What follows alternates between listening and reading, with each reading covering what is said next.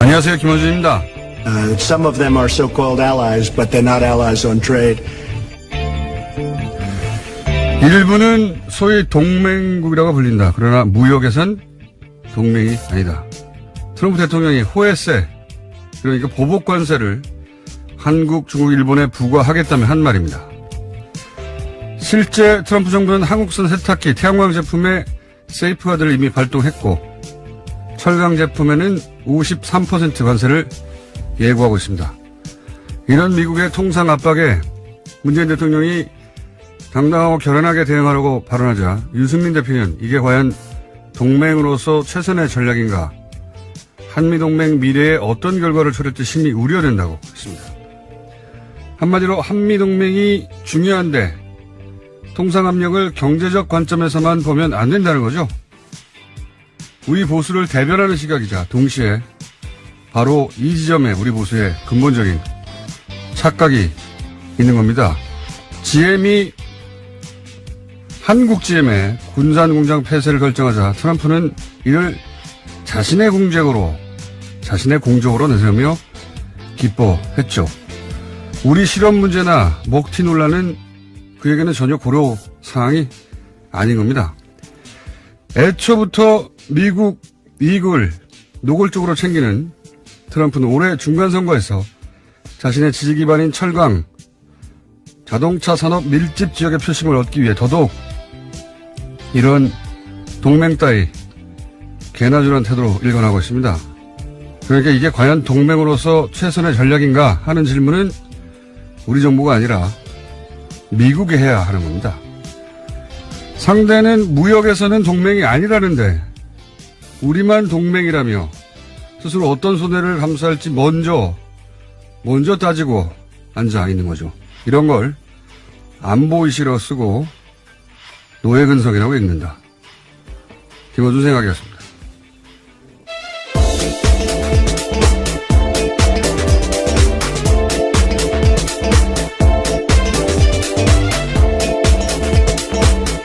시사인의 김은지입니다. 자, 이 경제 통상 압박 관련 뉴스가 계속 나와요, 그죠? 네, 워낙 큰 이슈이기도 한데요. 미국 쪽에서 또 몰아붙이고도 있습니다. 몰아붙이고 있고, 근데 이제 이런 통상 압력이 나온 이유를 두고 결국은 미국 내 올해 11월 달에 중간선거가 있거든요. 트럼프 대통령이 이 선거에서 지금 큰일 나거든요. 네, 그렇습니다. 하원 의원 전원과 상원 의원 3분의 1을 선출하게 되는 자리라서요. 앞으로의 대선 국면에서도 굉장히 중요한 선거입니다. 잠시 후에 저희가 이제 미국의 시민참여센터 김동석 상임이사 연결해서 미국에서 바라보는 이 선거의 어떤 역할이라든가 또는 왜 이렇게까지 하는지에 대해서 저희가 민의로 연결하긴 할 텐데, 이 트럼프는 자신의 재임을 위해서 한국이 동맹이란 점은 적어도 장사에 있어서는 고려 대상이 아니다, 이렇게 나오고 있거든요. 그러니까 저는 이렇게 봅니다. 우리 보수는 한미 동맹이 있는데 어떻게 저쪽에서 저런 요구를 한다고 세게 나갈 수가 있냐, 이거 아니에요. 근데 트럼프는 거꾸로 해요.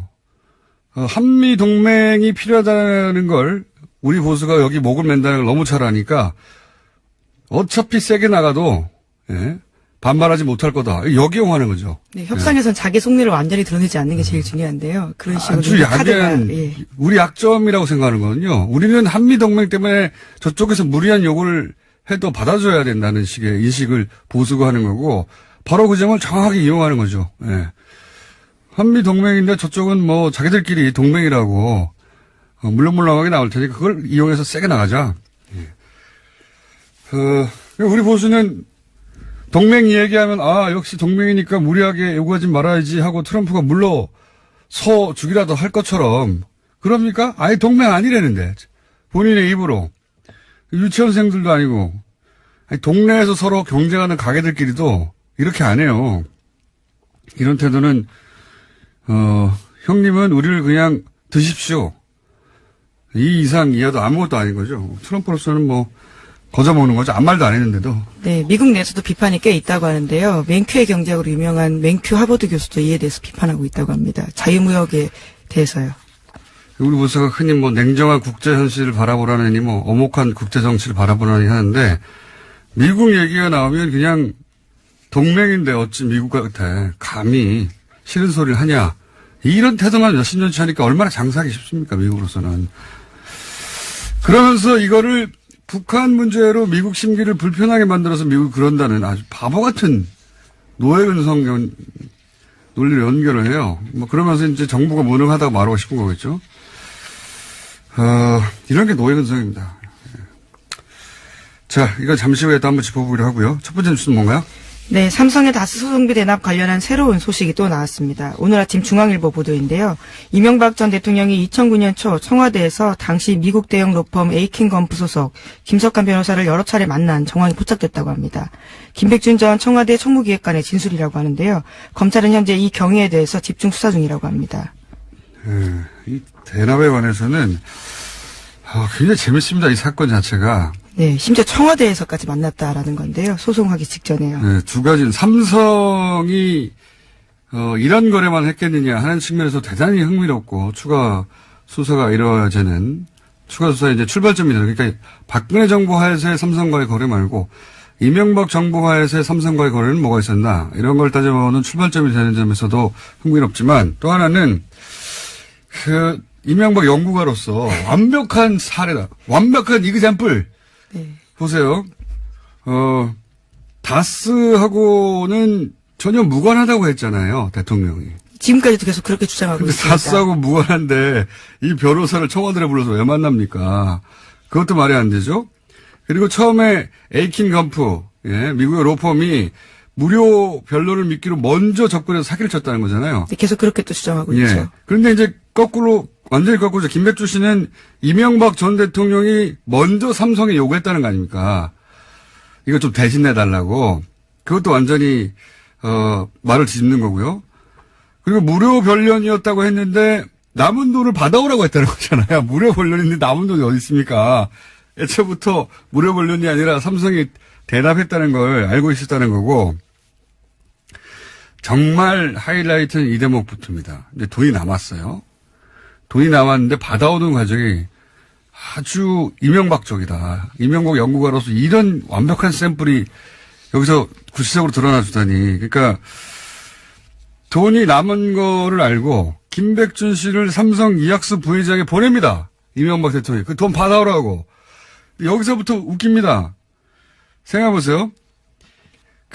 이제 결과적으로 이학수 부회장이 그 요청은 그 자리에서 받아들이지 않았다고 합니다. 거절했다고 하는데 거절한 게 당연해요.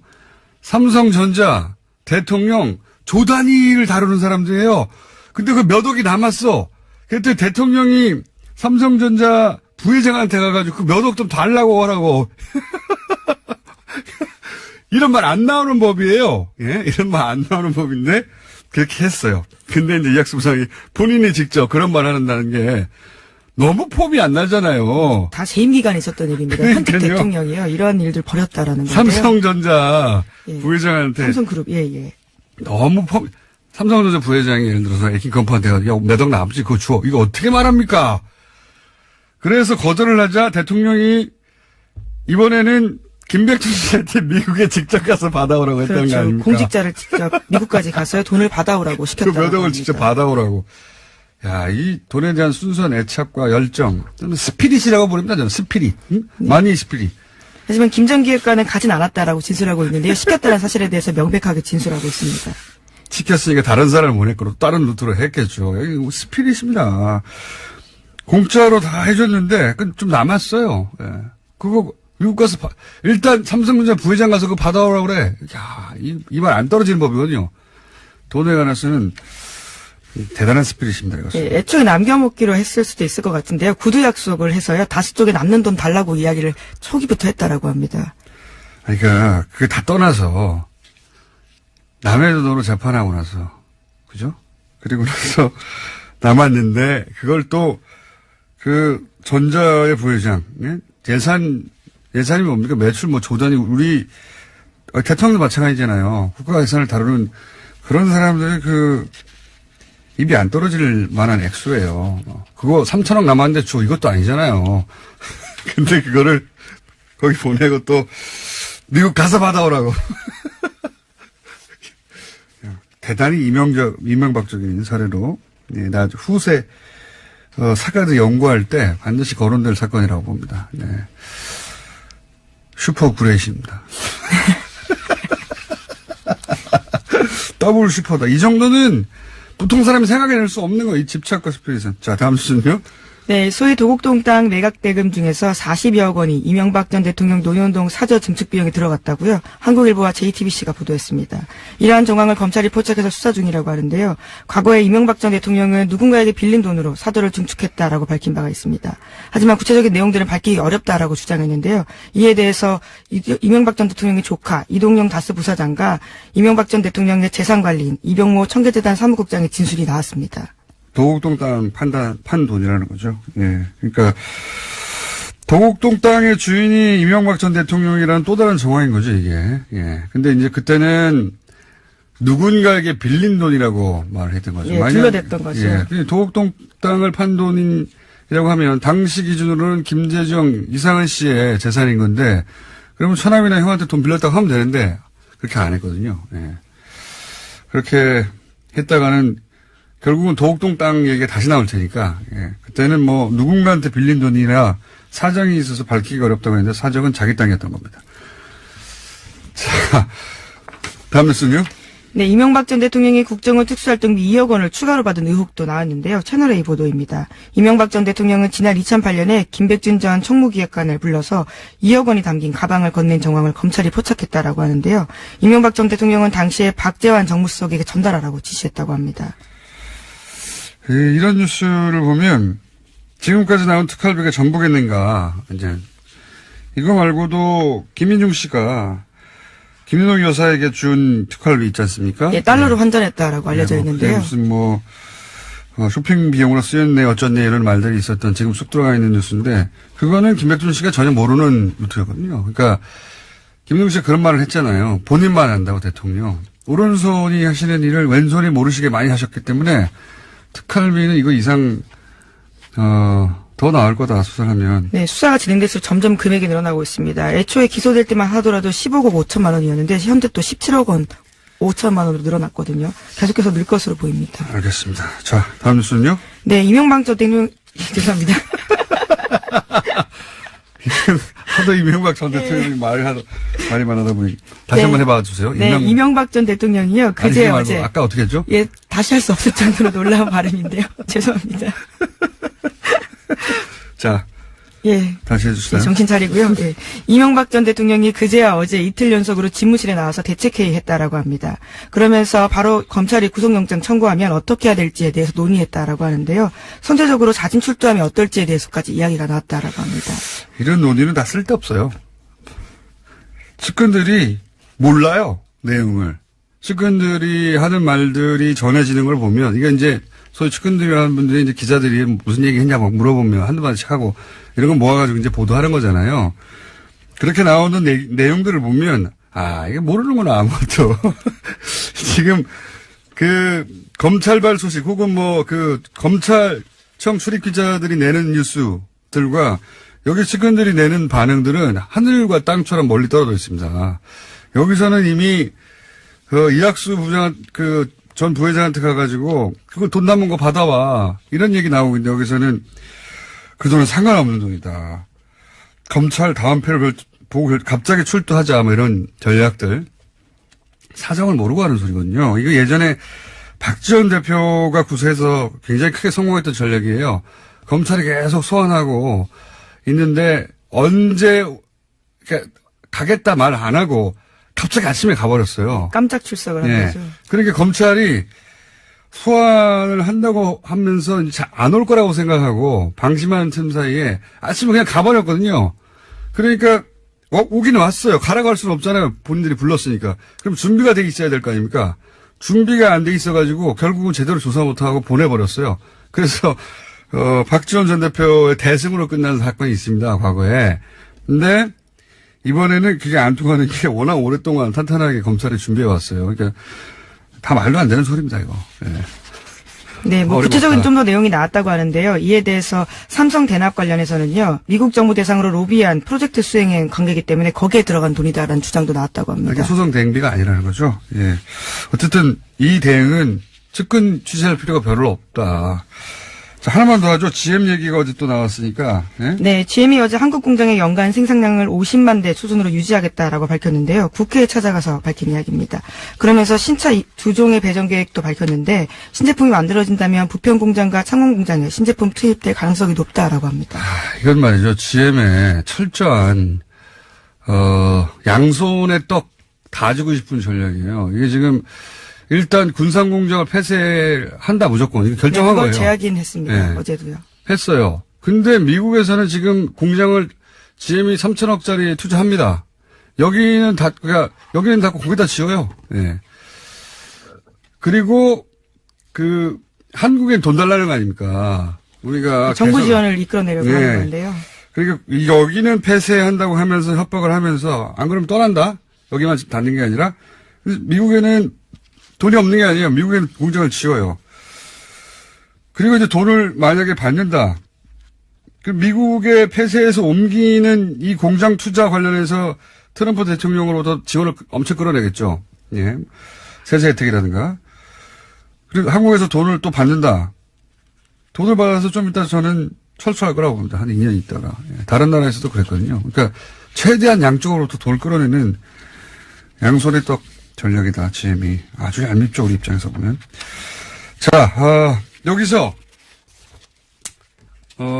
말씀드렸던 미국 연결해서 미국의 이 통상 압력을 어떻게 바라봐야 될지 한번 짚어보겠습니다. 미국의 시민참여센터 김동석 상임이사 연결됐습니다. 안녕하십니까? 네, 안녕하세요, 공장장님. 네, 오랜만입니다. 네. 이제 트럼프의 그 통상 압력 드라이브가 미국에 있는 중간선거 때문이다. 이런 분석은 우리 언론에서도 이제 나오고 있긴 합니다. 그럼 우선 이 중간선거가 왜 트럼프에게 그렇게 중요합니까?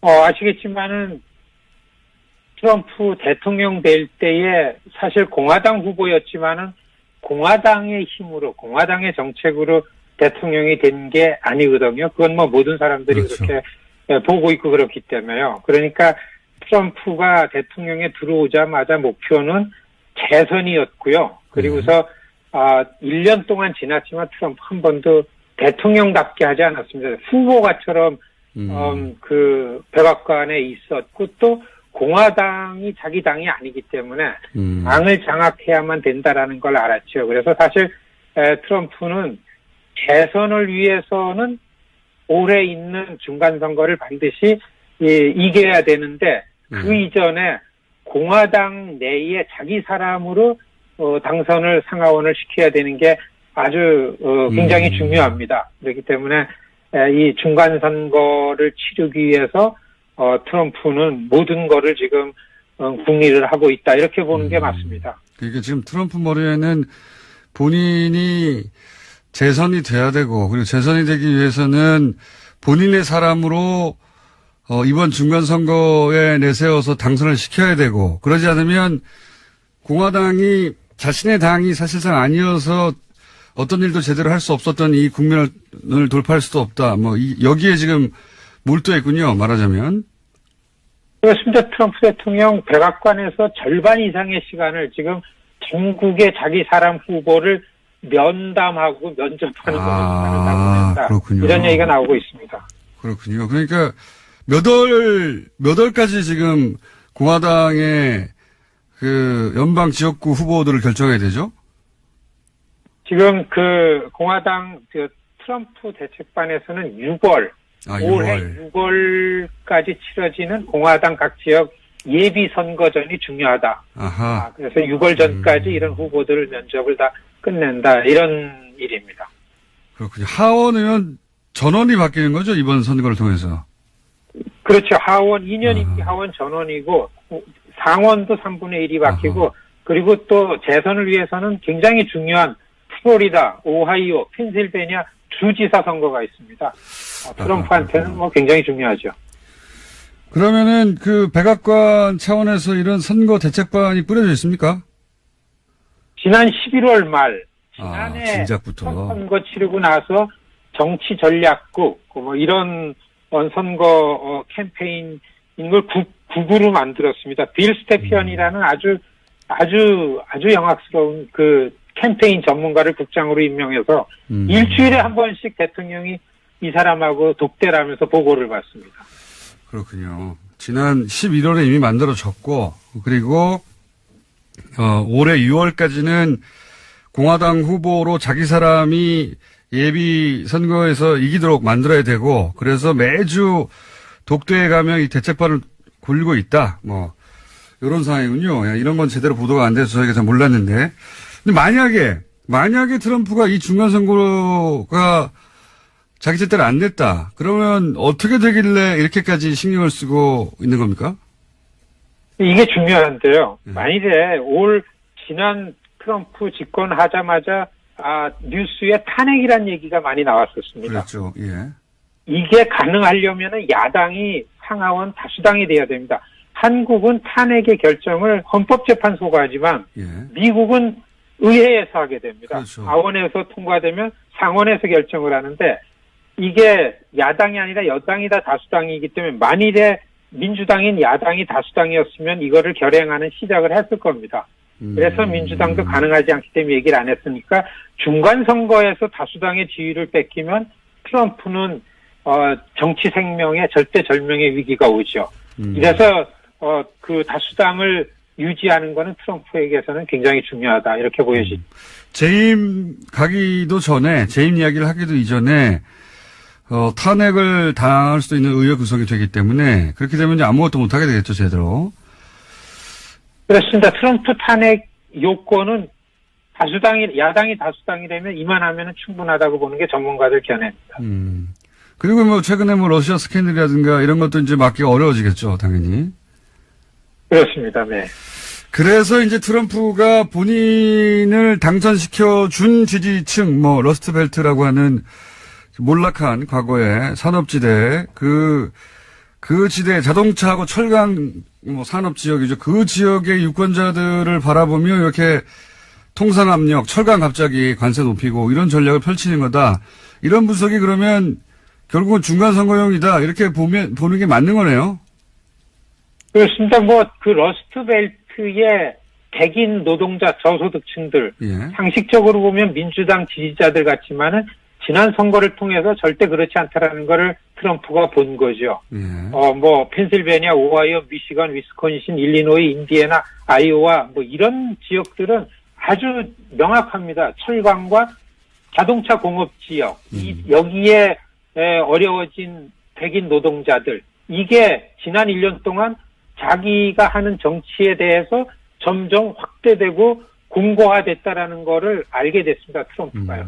점점 이러한 선거 전략은 강화되고 공격적이 될 거라고 봅니다.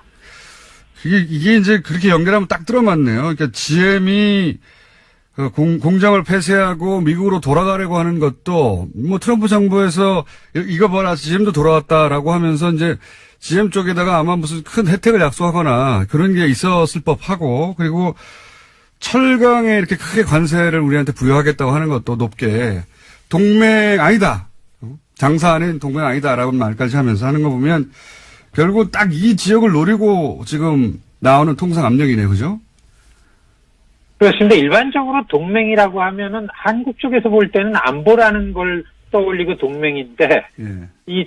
트럼프는 대통령 후보 때서부터 이야기를 해왔고 맞습니다. 그리고 그러한 입장은 지금까지 변화되지 않았기 때문에 통상과 외교 관련한 거는 따로 생각하는 건 분명하고 그리고 국내 정치, 미국 내 선거에 관해서는 외교 안보라는 건 큰 영향이 아니고 통상 경제 이것이 큰 영향을 미치기 때문에 이렇게 분리해서 보는 것이 맞다.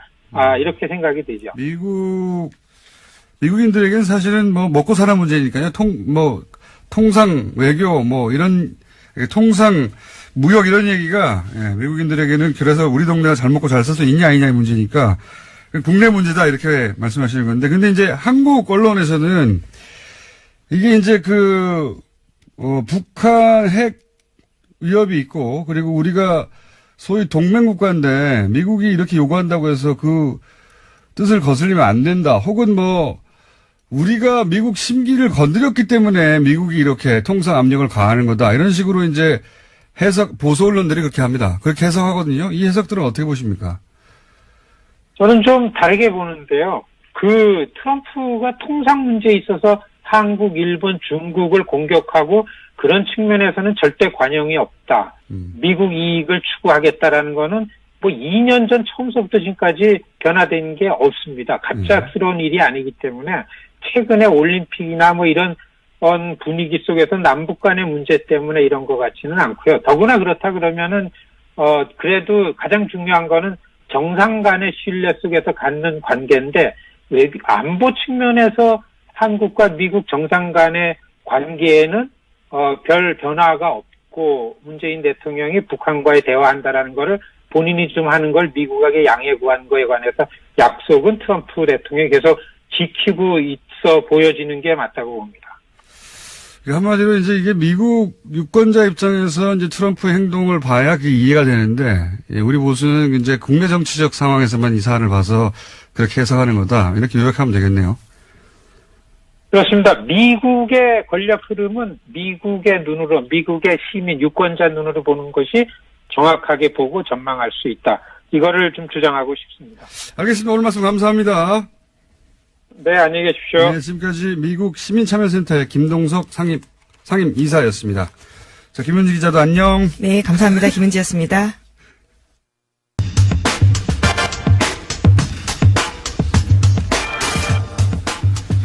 이명박 전 대통령을 향한 검찰 수사는 점점 조여오는데 여전히 이명박 전 대통령은 모든 혐의를 부인하고 있죠. 요 이야기, 제가 풍문하라고 부르는 분입니다. 정두원 전 의원 모시고 이야기 나눠보겠습니다. 안녕하십니까. 안녕하세요. 패션이 뭐랄까 이제 정치인의 태를 완전히 벗어났다. 아니 제가 지금 머리를 안 감고 와서 모자를 쓰고 온 건데 모자뿐만 패션이 아니죠, 그거는. 모자뿐만이 아니라 코트라든가 이게 색깔을 맞춘 거라든지 이제 카메라 마사지를 많이 받으시고 최근에 이거부터 한번 여쭤볼게요. 최근에 이제 검찰 출입하는 기자들이 기사를 내면 측근발 이야기들이 있지 않습니까? 이분들 뭐 알고 하는 얘기입니까? 측근이 있어요? 그분들이 이제 사실 옆에 줄 서 있는 사람들이 내용을 모르는 사람들이고 또 그분들이 하나 둘씩 사라지고 있는 것 같은데요? 나중에는 하나도 안 남을 것 같은데요? 그게 뭔 측근입니까, 그게? 모르는 분들이 지금 그러는 거죠, 지금? 네. 전후 사정 잘 모르는 분들이. 제가 볼 때는 그냥 갈 데 없으니까 거기 서 계시는 것 같은데. 그분들도 좀 줄어들고 있습니까, 요즘? 줄어들죠. 그리고 이제 점점 이제 나중엔 하나도 안 남을 것 같은데요. 이런 건 어떻습니까? 예. 청계천 사무국장이나 금강 대표나 기타 친인척들 대부분 초반에는 부인하다가 다들 아주 빠른 속도로 시인하거든요. 예. 구속되거나 수사받다가. 요거는 어떤 이유라고 보십니까? 여러 가지 있죠. 검찰이 또 이제 그런 거 잘하잖아요. 이거 당신 이거 하는데 몇 년인데 당신 협조 요즘은 좀 줄여주겠다. 그런 딜도 있을 수 있고. 이제 그거 떠나서 제가 처음 MB를 만났을 때가 이제 서울시장 선거 준비 때거든요. 2001년도에. 그때 홍사덕 씨하고 경쟁을 했는데 홍사덕 씨가 압도적으로 우세했어요. 네. 그 서울시 48개 지구당 위원장에 사실 선거하는 거나 마찬가지인데 MB는 한 명도 확보를 못했고 거의 다 이제 홍사덕 씨 편이었죠. 그때 인기 있었죠, 홍사덕 전화에. 네. 그래갖고 이제 한 명이라도 이제 붙잡아야 되는 형편인데 이제 제가 그때 병원에 입원했을 때 찾아왔는데 저한테 제안을 하는 거예요. 이제 같이 일을 하자. 여러 명 그때 했지만 저한테 또 왔죠. 그러면서 이제 러닝메이트로 같이 하자는 이제 파격적인 제안을 이제 했어요. 부시장으로? 네. 그때 이제 제가 그걸 주위 사람들하고 상의를 했을 거 아니에요. 네. 아내한테 상의라고 그랬더니 주위 사람들이 공통적으로 하는 얘기가 뭐냐면 그 사람하고 일하지 마라. 그 사람 의리 없다. 그 사람 쓸모 없으면 이제 나중에 팽개치는 사람이다. 그게 이제 공통적인 얘기였어요. 네. 근데 저는 어쨌든 저를 인정해주고 네. 또 저한테 기회였기 때문에 네. 그때 뛰어들어서 제가 만들어냈죠. 이겼죠. 예, 만들어내셨죠. 예. 예. 제가 이긴 게 아니라 그리고 나중에 팽 당하셨죠. 예. 팽은 제가 시켰죠. 자꾸 당했다 그러지 마세요. 기분 나빠요. 그렇게 이분들도 그렇게 쓰고, 버림을, 아니 그러니까 이제 인간관계에 있어서 인간관계에 사람이 있어서. 지내다 보면은 존경심도 들고 애정도 생기잖아요. 지켜주고 싶다는 마음. 네, 그런 마음이 안 생긴다는 얘기죠. 그렇군요. 네, 너무나 이제 계산적이라는 얘기죠. 그러면 소송비 대납 얘기 좀 해보겠습니다. 예, 도곡당인이 다스니 이야기는 이미 임계점을 지난 것 같고, 다스 소송비 대납 얘기 관련해서 제가 이제 가장 궁금한 지점 중에 하나는, 네. 이게 이제 그런 대납을 했던 이유가 사면이다라고 합니다. 당시 이건희 회장의 원포인트 특별 사면이 대단히 이상하고 무리한 사면이었던 건 분명하죠. 그렇죠. 저도 예? 그때 의아했어요. 예. 근데 이제 이명박 전 대통령도 삼성도 사실은 세상에 공짜가 없다는 걸 가장 잘 아는 장사치 둘이 만났다. 이렇게 볼 수 있지 않습니까? 뭐 표현이 그렇지만 뭐 맞습니다. 그러니까 주면 받고 받으려면 줘야 되고 너무 잘하는 사이인데 이 한 번의 거래만 있었겠는가. 제가 궁금하거든요. 예. 그러니까요. 삼성 입장에서는 그 대납한 액수는 껌값이죠. 그리고 돈도 아니거든요. 네, 돈도 아닌 거죠. 그러니까 근데 이제 우리가 뭐 증거도 없이 얘기할 수는 없고요. 그리고 또 이거는 좀 돈하고 관계없는 얘기인데 삼성이 이제 정부한테 또 뭐 하는 게 있냐면 처음 얘기하는 건데 이제 집권하잖아요. 네. 그러면 인수위 시절에 국정운영 플랜을 삼성연구에서 만들어서 줍니다. 아하. 그러니까 여기가 가리지 않고 진보보수 가리지 않고. 아니 네. 저 집권당한테 대통령 후보한테 예, 후보한테. 그 비서실에 갖다 줍니다. 그러니까 굉장히 작업을 잘하잖아요. 삼성연구소 우수한 인재들이 많죠. 예, 그래가지고 집권 5년 동안 어떻게 국정을 운영할 것인지를 연도별로 또 아이템별로 쫙 분야별로 정리를 해서 주거든요.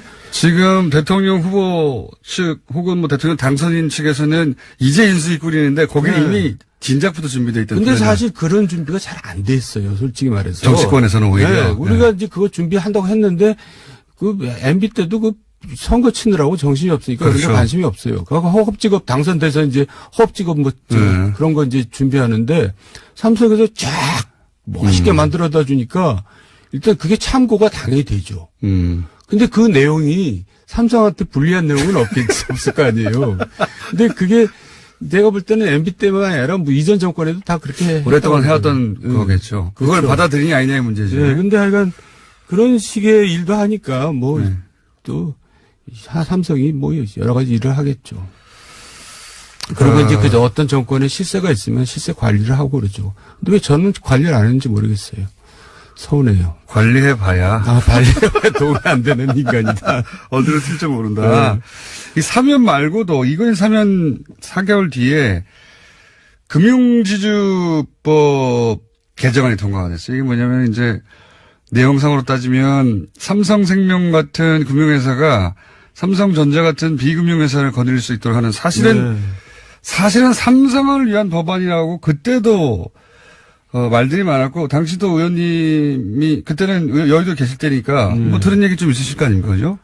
아니 근데 이제 어쨌든 여야 합의로 이제 통과된 거니까 꼭 이제 청와대에서 뭐 밀어붙였다고만 할 수는 없는데 전방위로 전망위로 이제 뭐 로비를 했겠죠. 네. 근데 어쨌든 저는 이제 무슨 얘기를 하고 싶냐면 대통령이 되면은 일단 첫 번째로는 나라를 한번 바로 잡아보고 있다. 뭐 이제 이런 생각을 해야 될 거 아니에요. 네.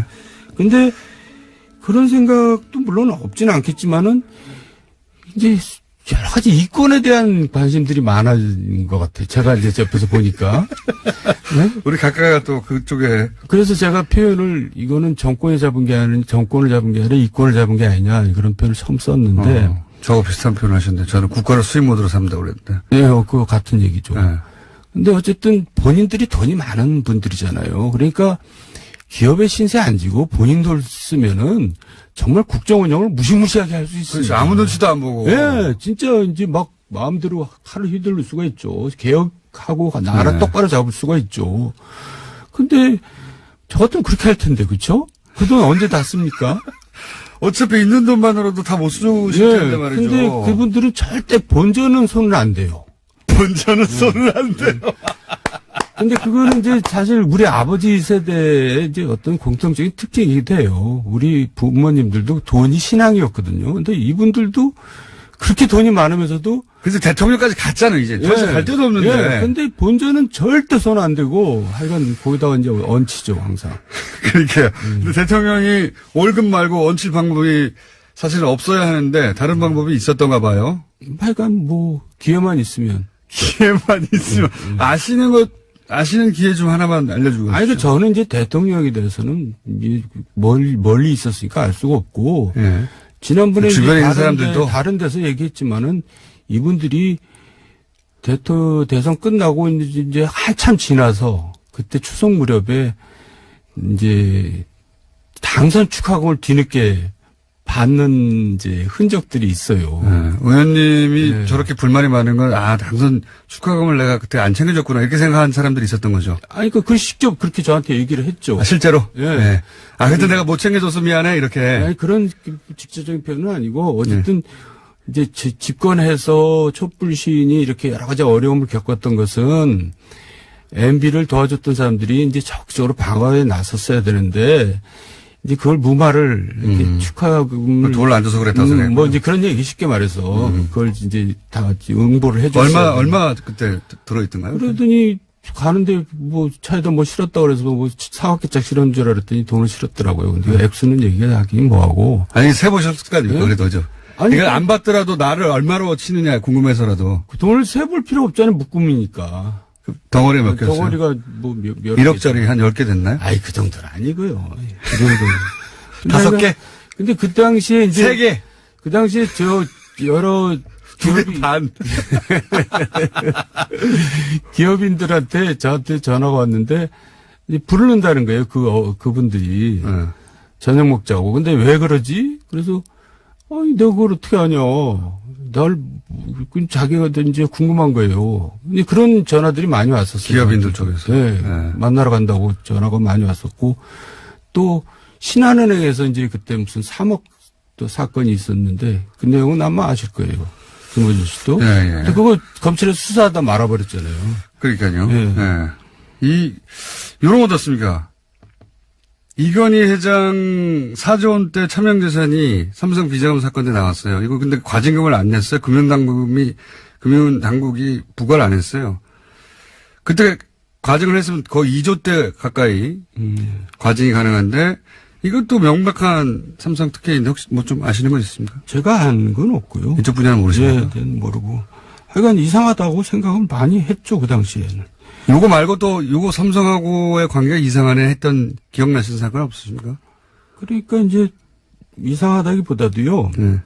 이거 이제 사위가 이제 삼성에 그렇죠. 근무를 했잖아요. 삼성의 이명박 전 대통령 맞사위 이상주 씨가 삼성전자 해외 법무를 청구했어요 그때. 물론 이제 삼성에 들어간 건 일찍 들어갔습니다. 그전에 들어갔지만 전에 이제 검사 좀 하다가 들어갔는데 이제 삼성 화재에 있다가 삼성전자로 이제 옮기면서 또 공교롭게도 다 대법무 해외 법무 파트에 있어서 팀장 총괄하는 자리까지 갔죠. 지금 이제 전무까지 됐죠. 그러니까 그 공교롭게도 자리가 합리적인 의심을 하게 만드는 거죠. 이제 대납 사건인 이런 거에. 그때 이 자리에 있었으니까요. 사위가 아니어도 삼성전자 미국 내 법무를 에이킨 건프가 했는데 그러니까 사위가 아니어도 이 건을 담당할 사람이에요. 사위가 아니어도. 근데 심지어 사위였어요. 근데 이 건에 대해서 몰랐다. 이건 말이 안 되는 거 아닙니까? 그런 이제 의심을 할 수가 있죠. 근데 그거는 이제 검찰에서 이제 밝혀내겠죠. 근데 어쨌든 근데 이제 사위가 뭐 나서서 뭐 돈을 달라 뭐 그렇게 했을 것 같지는 않고. 심부름을 했을 수는 있겠죠. 그럴 개연성은 있지 않습니까? 그리고 이제 김백준 씨가 이제 이학수 씨한테 이제 연락을 했다 그렇게 나오는데 그렇게 연락 안 합니다. 직접적으로. 공무원이 그 대기업 고위직하고 직접 하면 그 자국이 남기 때문에 그렇죠. 누가 이제 대신 그 매개체를 역할을 하죠. 메신저가 있었겠죠. 네, 메신저 역할을 이제 천 회장님이 했다 뭐 그런 기사가 나오길래. 천신일 회장. 네. 네. 뭐 그건 근데 그 충분히 그럴 수 있다. 제가 그것도 가능성이 있고. 근데 그게 그렇게 그분한테 뭐 큰 죄가 되는 건 아닌 것 같고. 근데 이제 그거보다 더 쉬운 건 예. 마사이는 청와대를 들락날락 하지 않습니까? 네. 가족이니까. 네. 근데 마침 그 삼성전자의 해외 법무를 총괄해요. 에이킨 검토하고 어차피 알아요, 잘. 어차피 그 자리에 가 있어요. 그러니까 대통령의 최순실도 찾아내서 이제 활용하는 게 삼성인데 이미 자기 회사에 근무하는 그 업무에 있는 마사이가 있어요. 그걸 냅둔다는 게 더 이상한 거 아닙니까? 그리고 마사이가 이제 또 한때는 청와대 그 관저에 이제 같이 생활도 했었습니다. 저도 그런 얘기 출퇴근을. 들었어요. 네. 그러니까 시기가 이제 그때인지는 그거는 좀 조사해봐야 알겠죠. 아니, 그 가족이니까. 네. 아니 또 외롭죠. 대통령 입장에서는. 말을 쉽게 할 수도 있고, 예. 이걸 거칠 필요가 없잖아요. 예. 바로 그 회사에 예. 그 자리에 가 있으니까. 그리고 이제 뭔가 이게 직원을 할 사람이 하나 필요하다고 생각을 했겠죠. 그러니까 사위를 이제 거기다가 이제 집에 퇴근 후에 이제 얘기를 많이 나눴을 텐데 그 사위가 또 엉뚱한 직원을 해가지고 천성관 검찰총장이 또 낙마하는 사태가 생겼잖아요. 그리고 이동관 당시 대변인이 그건 루머라고 거꾸로 얘기했었죠. 루머가 이렇게 물어보지도 않은데 그렇게 대답을 뭐 했는데 근데 그러니까 사위가 영향력이 있었다고 하는. 사위가 되게 그 얌전하고 순진한 친구예요. 개인 성향은. 그러니까 이제 귀가 얇고 누구 말을 하면은 그 판단을 이렇게 정확하게 하는 사람은 아니죠. 제가 이 2010년, 11년 우리 이명박 전 대통령에 대해서 본격적으로 연구를 깊숙이 시작할 때 무슨 얘기를 그때 첩보로 들었냐면 첩보입니다. 확인되지 않은. 근데 확인해 봐야 하는 제가 입장이었기 때문에 예. 싱가포르에 있는 어떤 스위스계열 은행에서 모종의 역할을 이명박 전 대통령을 위해서 하고 있다. 돈과 관련하여. 네. 이런 들었어요. 그래서 확인하러 싱가포르 가기도 갔었어요. 제가. 주진우 기자하고 둘이서. 정황은 있는데 물증 못 잡겠다. 이래서 거기까지밖에 못했는데 혹시 이런 관련 이야기는 들어보신 적 전혀 없어요? 주진우 기자한테 들었어요. 그때 김어준 씨 뭐 호텔에서 자는데 뭐 호텔 문 옆에다가 뭐 의자랑 책상이랑 쌓아놓고 잤다며? 누가 들어올까 뭐. 걔는 의자에 그 문에 기대서 자고요. 네. 야, 그럼 문에 기대서 자면 어떻게 차냐. 책상 쌓아. 그리고 저는 그렇게 자갔죠. 그리고 김어준 씨는 머리를 안 감는다고 막 그러더라고요. 어쨌든 그런 얘기 들어보신 적 없습니까? 그 얘기는 제가 모르고요. 근데 이제 그런 얘기보다도 지금은 우리가 이제 이제 이만큼 왔으면 이제 대충 국민들도 알고 본인도 알 겁니다. 상황이 이제 어느 정도 이명박 전 심각하면. 대통령. 예. 네. 그리고 다스 문제만 해도 그래요. 저는 다스의 주인은 온 국민이 아는데 본인만 모르는 것 같다는 생각이 드는데 이제 여기서 이제 큰 결단을 내리셔야 돼요. 알겠습니다. 대통령답게, 전직 대통령답게. 30초밖에 안 남았으니까 네네. 몰아치듯 여쭤보자면 경천동지 이야기 있지 않습니까? 예. 세 가지. 예. 그중에 그 돈 문제죠. 다 돈 문제겠죠. 그렇죠? 예. 가족이 연루됐죠. 거기까지 제가 대답했습니다. 아들은 아니죠. 아들 아닙니다. 그럼 부인이죠. 뭐 가능한 얘기죠. 돈과 관련된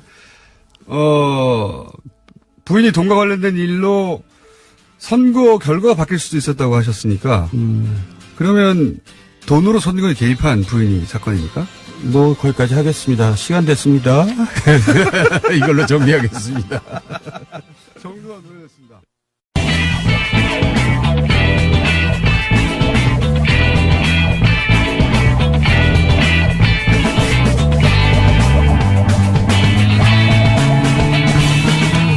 김어준의 뉴스 공장.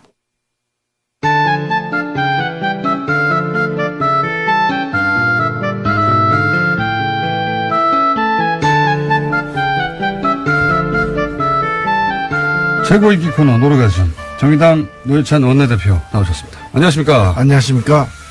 자, 이슈가 많습니다. 대표님이 좋아할 만한 이슈가 아주 넘쳐나요. 예, 뭐 공장이 좋아할 뭐 주문이 많은 거죠.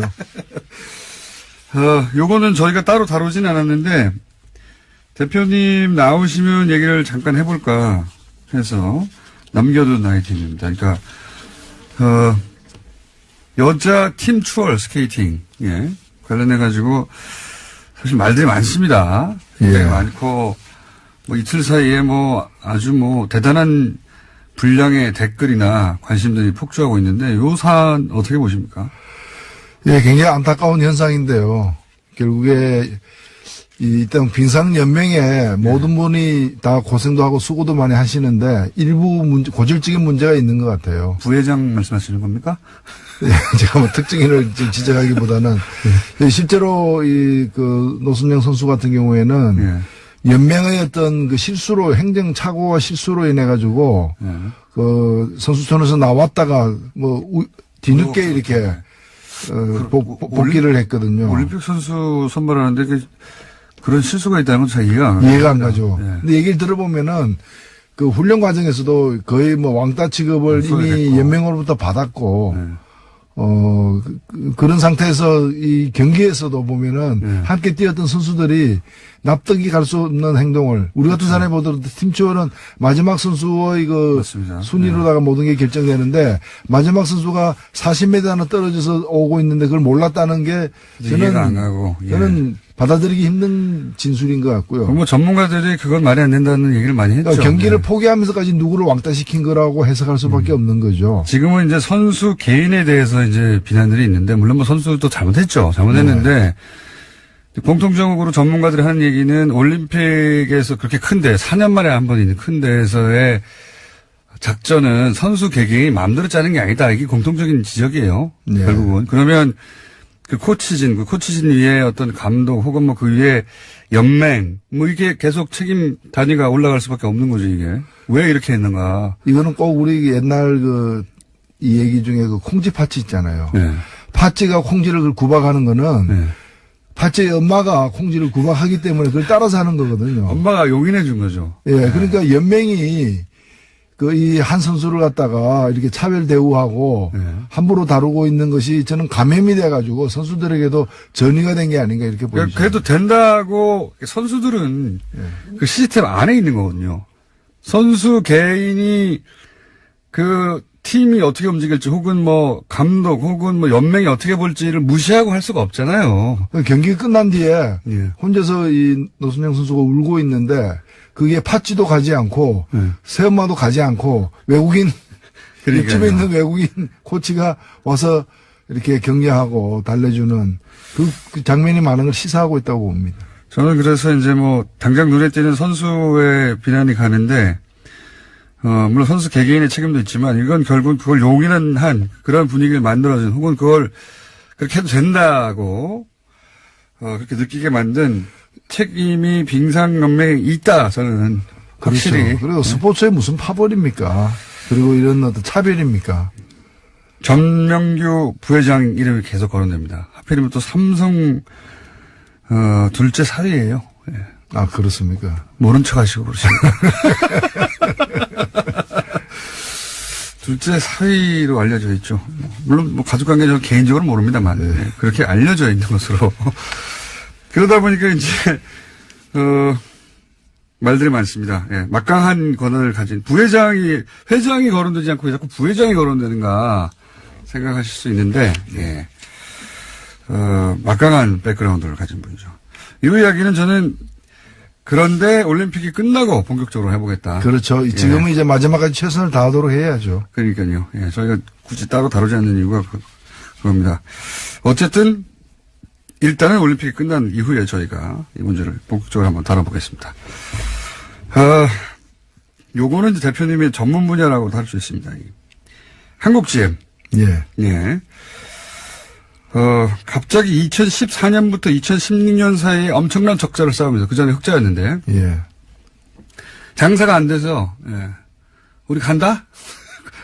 이러고 나오고 있어요. 예. 그러면서 이제 뭐, 기종 노조 때문이다, 강속 노조 때문이다, 연봉이 높다, 뭐 이런 이유를 갖다 대고 있습니다. 이거 어떻게 보십니까? 전체적으로?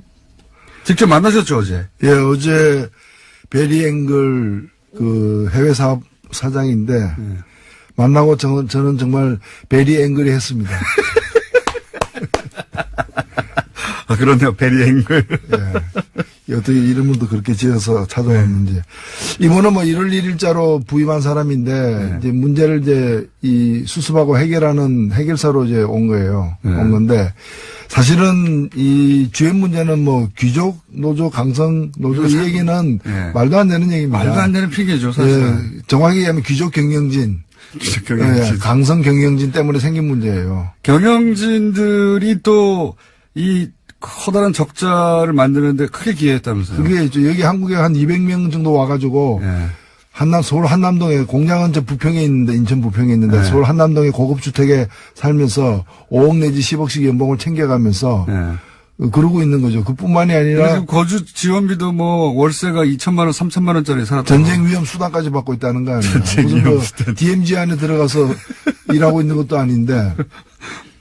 여기서 까먹은 돈이 엄청나다, 일단. 예, 그 다음에 두 번째로는 그 GM 본사가 한국 이 GM에게 투자를 한 게 아니라 대출을 했어요.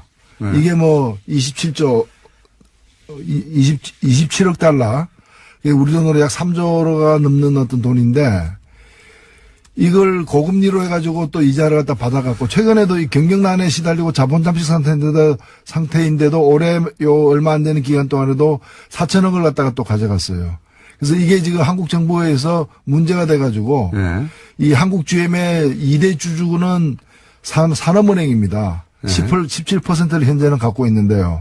산업은행에서 작년 말에 이 고금리 문제에 대해서 문제를 제기를 했어요. 잠깐만요. 제가 깜빡 착각했습니다. 전명규 부회장이 삼성이 아니라 김재열 회장이 삼성 사위네요. 헷갈렸습니다. 전명규 씨는 그 체육인이죠. 그렇습니다. 이번에 뭐 또 여러 두 분이 엮여서 계속 청문회 때 많이 나왔는데 뭐 특정 학교 출신을 비호한다거나 뭐 이런 문제 제기를 많이 받고 있는 분들이죠. 회장이 삼성사회고 부회장은 삼성사회가 아니었네요. 두 분을 헷갈렸습니다. 정정합니다. 어쨌든 삼성이 빙산연맹과 관련은 있습니다. 자, 계속 말씀하시자면 그래서 어제 와서 뭐라고 그랬습니까? 어제 와서는 이제 일단은 오기 전에 상황이 뭔가면 군산공장 폐쇄라는 일방적인 그렇죠. 폭탄선을 한 거 아닙니까? 그것도 2월 말까지 결정하라고 우리 가니까. 대책을. 그래서 어제 국회에 온 것은 이제 일종의 그 외교를 하러 온 거예요. 외교를 하러 온 건데 한국 정부의 어떤 지원이 필요하다라는 걸 갖다가 돈 좀 줘 이거 아닙니까? 그 지원을 해주면 우리가 남아서 부평 창원 공장은 살려보겠다. 이제 이런 식인데 사실은 이 지금 실갱이가 작년 말부터 시작이 되었고요. 그 1월 초부터는 여러 차례 저쪽에서 안을 지금 내고 있습니다. 그 안은 뭔가면은 한국에 지금 뭐 고리대금업 하듯이 본사가 자기 이 지사에게 돈을 투자를 안 하고 빌려줘서 막 뜯어가는. 5천억 뜯어갔다면서요. 그 다방면으로 뜯어가고 있는데 그걸 갖다 출자 전환을 하겠다. 출자 전환을 하겠다. 27억 달러를 출자 전환하겠다. 그러면은 현재 산업은행이 17%의 지분을 갖고 있는데 산업은행의 지분율이 떨어지잖아요. 그렇죠. 그래서 지분율을 17%로 유지해라.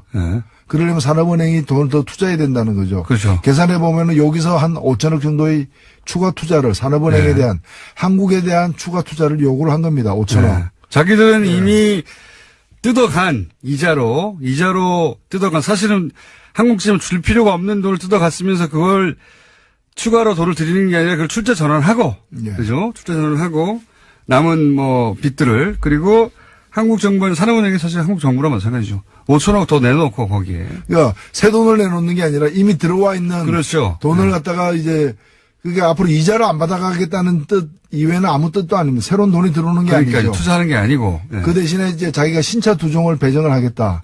이 신차 두 종을 갖다가 개발하는데 앞으로 한 2년 이상 걸리는데 2년 내지 4년 걸리는데 여기에 들어가는 돈이 자기들 계산으로 한 25억 이상이 되는 돈이 들어간다는 거예요. 그래서 그에 또 걸맞는 또 추가 투자를 갖다가 산업은행 등이 해달라. 자기들은 돈을 안 내고 산업은행이 돈 내라는 또 세금 지원도 또 해달라. 그래서 이 두 가지를 다 합하면은 추가로 한국 정부가 한국이 1조 원 넘는 1조 원에 해당되는 돈을 갖다가 더 달라. 그겁니다. 그러면은 창원하고 이 부품 공장을 유지하는데 과거에 한때 우리나라 GM이 제일 많이 생산할 때는 120만 대.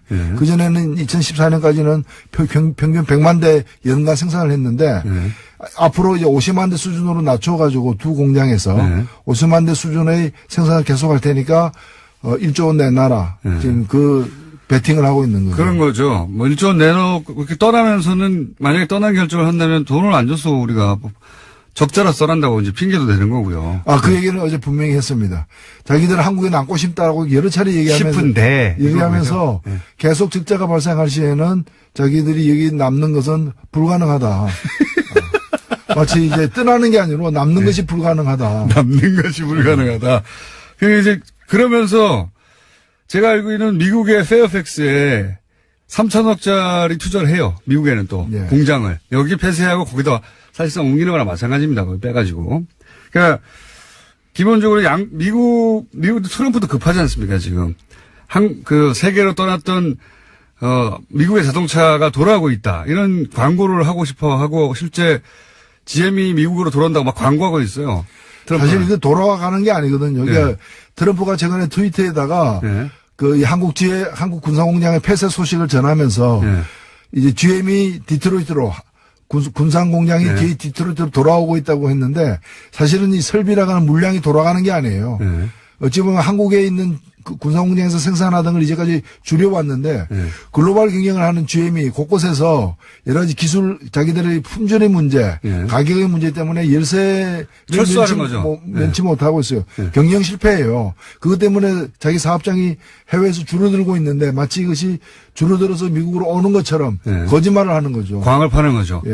광을 팔면서 아마 GM은 거기도 장사를 하고 있을 거예요. 우리가 말씀하신 작체 문제 때문에 돌아가는 건데 트럼프 대통령이 광고할 기회를 주고 대신 미국에서도 세제 혜택이나 뭐 돈을 받겠죠. 왜냐하면 트럼프 대통령도 지방선거가 급하니까 중간선거가 한국에는 또 동시에 이렇게 돈 안 주면 떠난다 협박하는 거고. 그렇습니다. 정확한 얘기입니다. 돈 줘도 떠날 것 같아요, 저는. 한 2년 있다가, 한 1, 2년 있다가. 호주에서도 그렇게 해가지고 지원했는데 나중에 떠나버렸잖아요. 그렇기 때문에 이제 이 투자에 대한 확약서를 사실 받아야 된다는 얘기도 많습니다. 우리가 이제 일단은 먼저 제기되고 있는 어제 제가 이제 이 베리앵걸 씨에게 얘기를 했습니다. 당신들이 국회에 찾아온 거는 환영하는데 군산 공장 폐쇄하기 전에 찾아왔어야 됐다. 그렇죠. 그래가지고 자기들이 어려움이 있다면 이런 어려움이 있는데 같이 해결하자라고 얘기를 했었어야 됐다. 너무 늦었다. 또 두 번째는 뭔가면은 당신들이 여러 의혹이 있다. 어제 그 사람들이 와가지고 노조가 어떻고 이런 얘기 한마디도 안 했어요. 안 통하니까. 안 통하는 거죠. 아니 그 20년 근무해가지고 300만 원 받고 있는데 노조 얘기를 뭐 하랍니까? 아니 자기 임원들 집값만 월세가 3천만 원이었다는데요. 그러니까요. 그래서 여기 어제 그 와가지고 와온 사람들에게 제가 이거 공동조사단을 만들자. 실사단을. 그래서 지금 제기되고 있는 의혹이 뭔가면은 GM 본사 내지 다른 해외 공장에서 만든 부품을 우리나라에 보내가지고 완성차 만드는 부분도 있어요. 이때 부품을 갖다 값을 엄청 올려가지고. 그렇죠.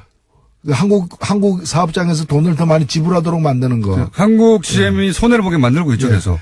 그 다음에 연구개발했다고 기술을 갖다 갖고 오면서 그렇죠. 연구개발하는데 든 돈을 부풀려가지고 뜯어내는. 미국에서 개발하고 있는데 개발비는 우리나라에 든다든가. 그렇죠. 그런 것도 있고요. 그것도 부풀려가지고.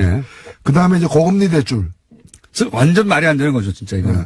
아니, 형제간에 돈 빌려줘 놓고, 거기다가 일반인보다 더 많은 이자를 뜯어내는 그런 식인 거죠. 동생이 은행에서 좋은 조건으로 대출받고 있는데 형이 돈을 빌려주고 고금리로 땡겨가는 거예요. 그러니까 아버지가 아들 대학교 등록금을 내면서 그럼 본인이 아버지가 낼 수 있는 거잖아요. 근데 그렇게 안 하고 빌려주는 형식을 취해야 돼. 그 다음에 이걸 고금리로 해가지고. 은행보다 더 훨씬 비싸게. 더 비싸게 하는. 그래서. 악덕 아버지인 거죠. 악덕 아버지. 그래서 이 아들이 내지 않아도 될 돈을 마구 뜯어가면서 아들을 빚 때문에 얹힌 겁니다, 지금 현재. 그래서 제가 이걸 그래서 적자라고. 이 조사를 하는데 노조라거나 다른 주주들, 투자자들도 포함해서 산업은행과 함께 그 한국 GM 경영진과 함께 심사를 하자라고 이제 제안을 했어요. 그랬더니 답변이 뭔가 하면은 산업은행하고 자기들이 제3자 기관에다가 맡겨서 실사하겠다는 거예요. 그러면서 그 실사할 때 뭐를 실사할 것인지를 산업은행하고 협상하겠다는 거예요. 산업은행도 그래서 산업은행이 자세를 똑바로 갖춰야 돼요. 과거에 론스타나 이렇게 먹튀들 사건 보면 그쪽 이제 외국 자본만의 문제가 아니라 그 외국 자본이 요구하는 것을 받아주고 거기 보조를 맞춰주고 이익을 공유하거나 하는 소위 검은머리 외국인들이 있었거든요. 그러니까 이런 그 외국 자본들이 우리나라 시스템을 마음대로 할 수 없으니까 그 한국 시스템 내에서 그들을 도와주는 사람들이 꼭 있었어요. 잘 드러나지 않는. 그걸 믿고 있는 게 아닌가 싶기도 한데요. 산업은행은 사실 공적 자금입니다. 그 다루고 있는 돈이. 세금이죠, 세금. 예, 네. 그래서 자기들이 그냥 사기업이 아닌 거죠. 국채은행인데요. 예. 네. 그래서 산업은행이 처음에 GM에 대한 한국 GM에 대한 지분이 28%였어요. 네. 근데 지금은 이제 17%인데 네. 초기에 28%이 시절에는 산업은행의 동의 없이 제2대주주의 동의 없이 어떠한 사업장도 폐쇄를 못하게 돼 있었어요. 그렇죠. 자산 매각도 안 되고. 예, 근데 지금은 그게 가능하게 돼 있는데 그렇더라도 2대 주주인데 예. 군사공장을 갖다 문 닫겠다고 하는데 산업은행이 반대표 안 던졌다는 거죠.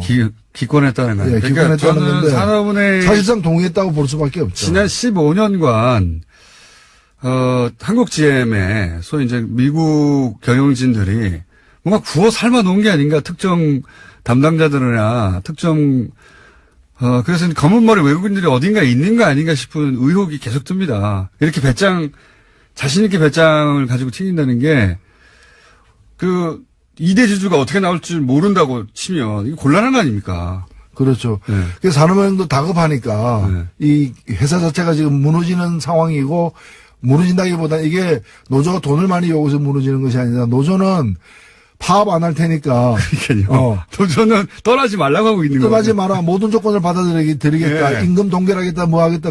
벌써 2014년부터 그걸 했어요. 네. 근데 계속해서 물량을 줄이고 경영 실패, 기술 개발 실패 등을 통해서 물량을 갖다가 적자 3조 줄여 나가면서 회사가 위험해지니까 작년부터 산업은행도 다급해서 이제 여러 가지 요구를 하기 시작했는데 최근까지 이르도록 저는 산업은행과 그다음에 산자부 등 어떤 예, 우리나라 그 라인들이 계속해서 이제 GM 본사에서까지 날라와가지고 이 사람이 지금 베리앵글이 일주일에 한 번씩 일을 초부터 왔다 그래요, 한국에. 네. 본인 말로는 일주일에 한 번씩 와가지고 여러 안을 던졌습니다. 네.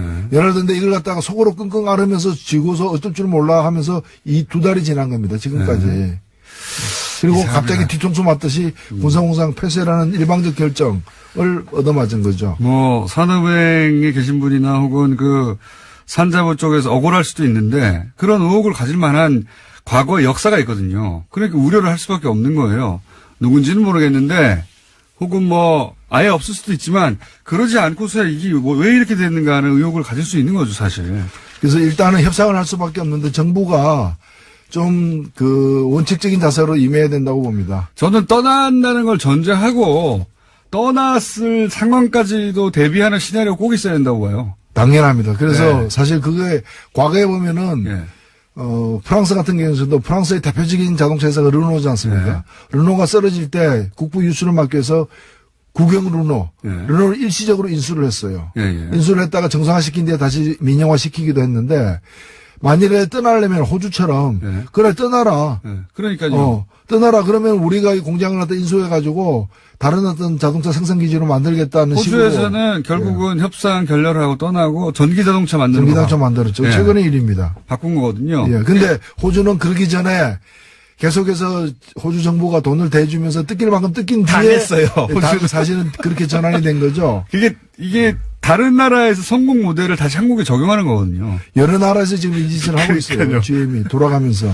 각국 당국은 사실 갑자기 대량의 실업 문제가 생기고 하니까 뻔히 알면서도 조금 더 잡아두고 하면서 그 사이 대책을 세우거나 마음을 돌려보려고 하는 거거든요. 근데 사실 볼모로 잡힌 면이 있어요. 일자리 때문에. 맞습니다. 예. 근데 호주처럼 말이 통하는 나라도 안 봐주지 않습니까? 자기들 뿌리가 같은데 안 봐줘요. 안 봐주고 가는데 우리가 무슨 대단한 인연이 있다고. 그렇기 때문에 저는 이 GM을 다루기 위해서 협상은 해야 되는데 우리도 당근과 채찍을 다 들고 해야 되는 것이고 맞습니다. 그리고 지렛대가 있어야 되기 때문에 그것이 경영 악화의 원인이 뭔지에 대해서 그러니까요. 같이 실사를 하자. 그리고 한국 GM에 우리가 물을 수 있는 책임이 있는가 법적으로도 네. 굉장히 강력하게 연구해봐야 된다고 봅니다. 한국GM이 물론 이미 걔네들의 어떤 변호사를 통해서 왜냐면 오랫동안 진행된 계획이니까요. 다른 나라에서 빠져나올 때 법률 검토를 다 하고 나왔듯이 여기도 법률 검토를 많이 돼 있겠지만 우리도 최고의 법률진을 투입해가지고 GM의 책임을 물 수 있는 게 뭔지 GM이 그냥 떠나면 안 되는 방식 어떤 문제점을 찾아야 된다 봅니다. 저는 거기 돈을 한국에서 뜯어갈 때 문제점이라든가 그건 사실 굉장히 많습니다. 이제까지 국회에서도 그 네. 부분과 관련해가지고 GM 한국 사장, 예. 가스M 사장을 갖다가 증인으로 작년 국감에서도 네. 채택하려고 했던 이유가 바로 그 문제예요. 네. 근데 그때 일부 언론들이 열심히 하는 기업들을 왜 국감에 불러 세우냐. 그 언론들을 조사해야 되고요, 다시.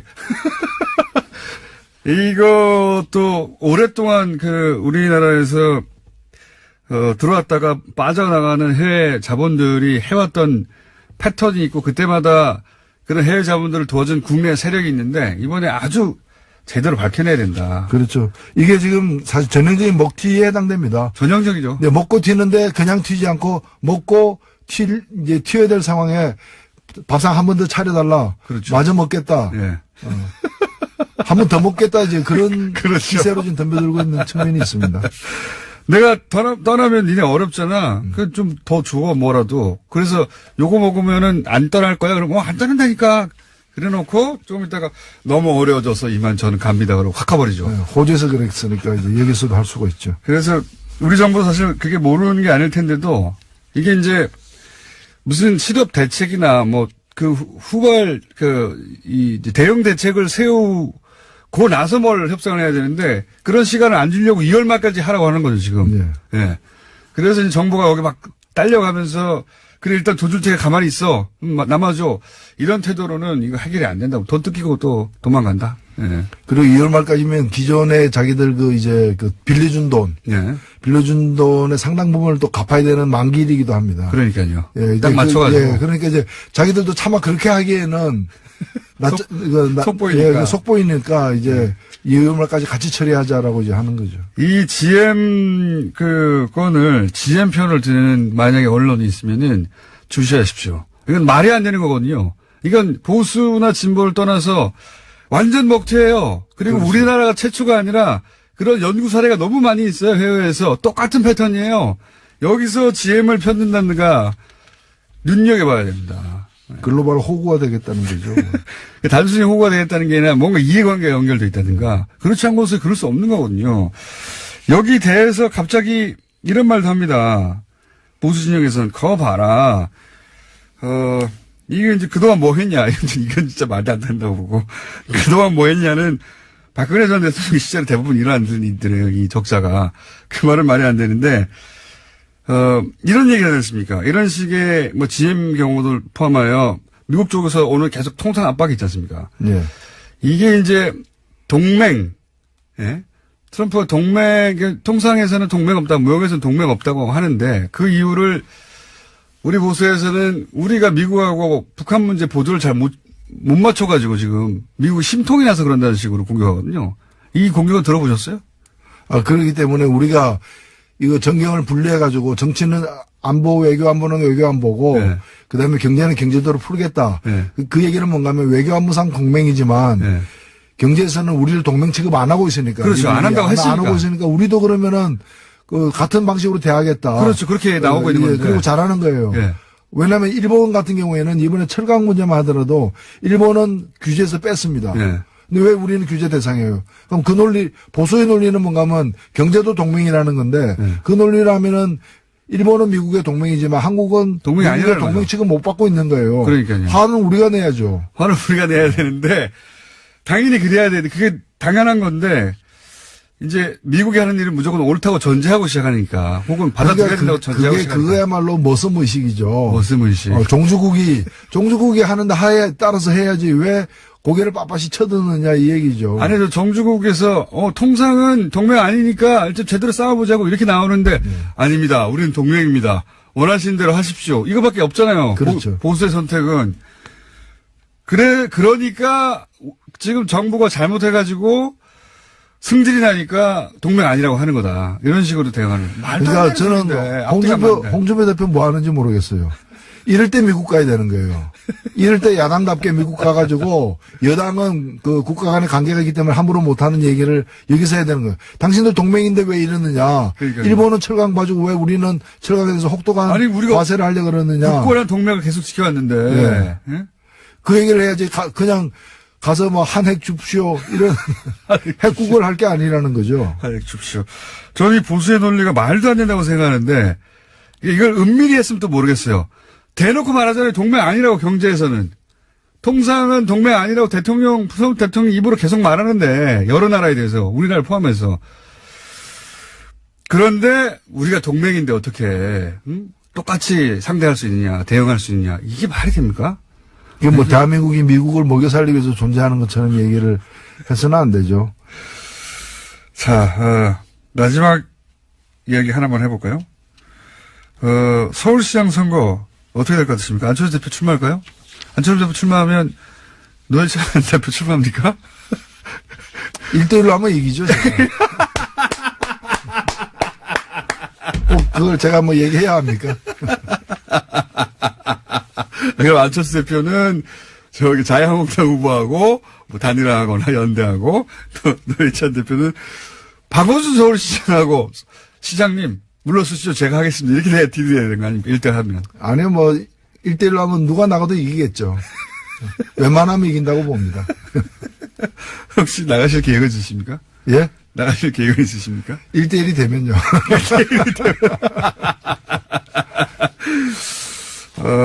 서울시장 되시면 재밌을 것 같아요. 서울시장 되셔도, 예, 여기 고정 출연해 주십시오. 오늘 여기까지 하겠습니다. 정의당의 노회찬 원내대표였습니다. 감사합니다. 여기가 서울시장 산하에 있죠? 그렇죠. 사람입니다. 예. 없애지 말아주세요. 자, 감사합니다. 네, 감사합니다.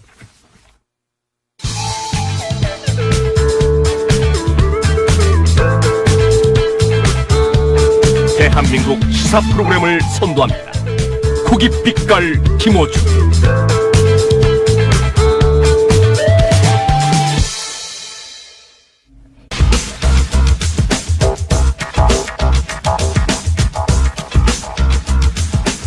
자, 과학 같은 소리 하고 있네. 뭐 이런 의미죠. 원종우 씨 나오셨습니다. 네, 안녕하세요.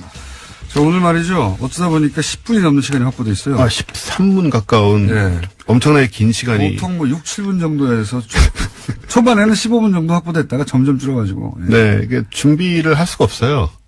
준비한 거를 말을 못해서 좀 짧게 하면 이렇게 되고 예. 어떻게 채울 수 있을지 방송 분량을. 제가 알 바 아니고요. 네. 오늘 지난 시간에 이제 그 우주정거장 사자고. 네, 플랜 ISS의 개. 네, ISS. ISS가 뭐의 약자입니까? 스페이스십. 인터내셔널 스페이스 스테이션입니다. 스테이션? 네. 인터내셔널. 국제우주정거장. 이게 매물로 나올 때 10조 정도 된다고 그랬던가요? 1년에 3조 정도라고. 1년에 3조는 한 번에 다 사는 것도 아니네요. 좀 이상하게 좀 확인을 해봐야 될 것 같은데, 저쪽에. 그래서 아무튼 한 7, 8년 정도는 우리가 4대강 예산으로 충분히 운영할 수 있지 않을까. 4대강 예산을 여기다 부으면 7, 8년을 쓸 수 있군요.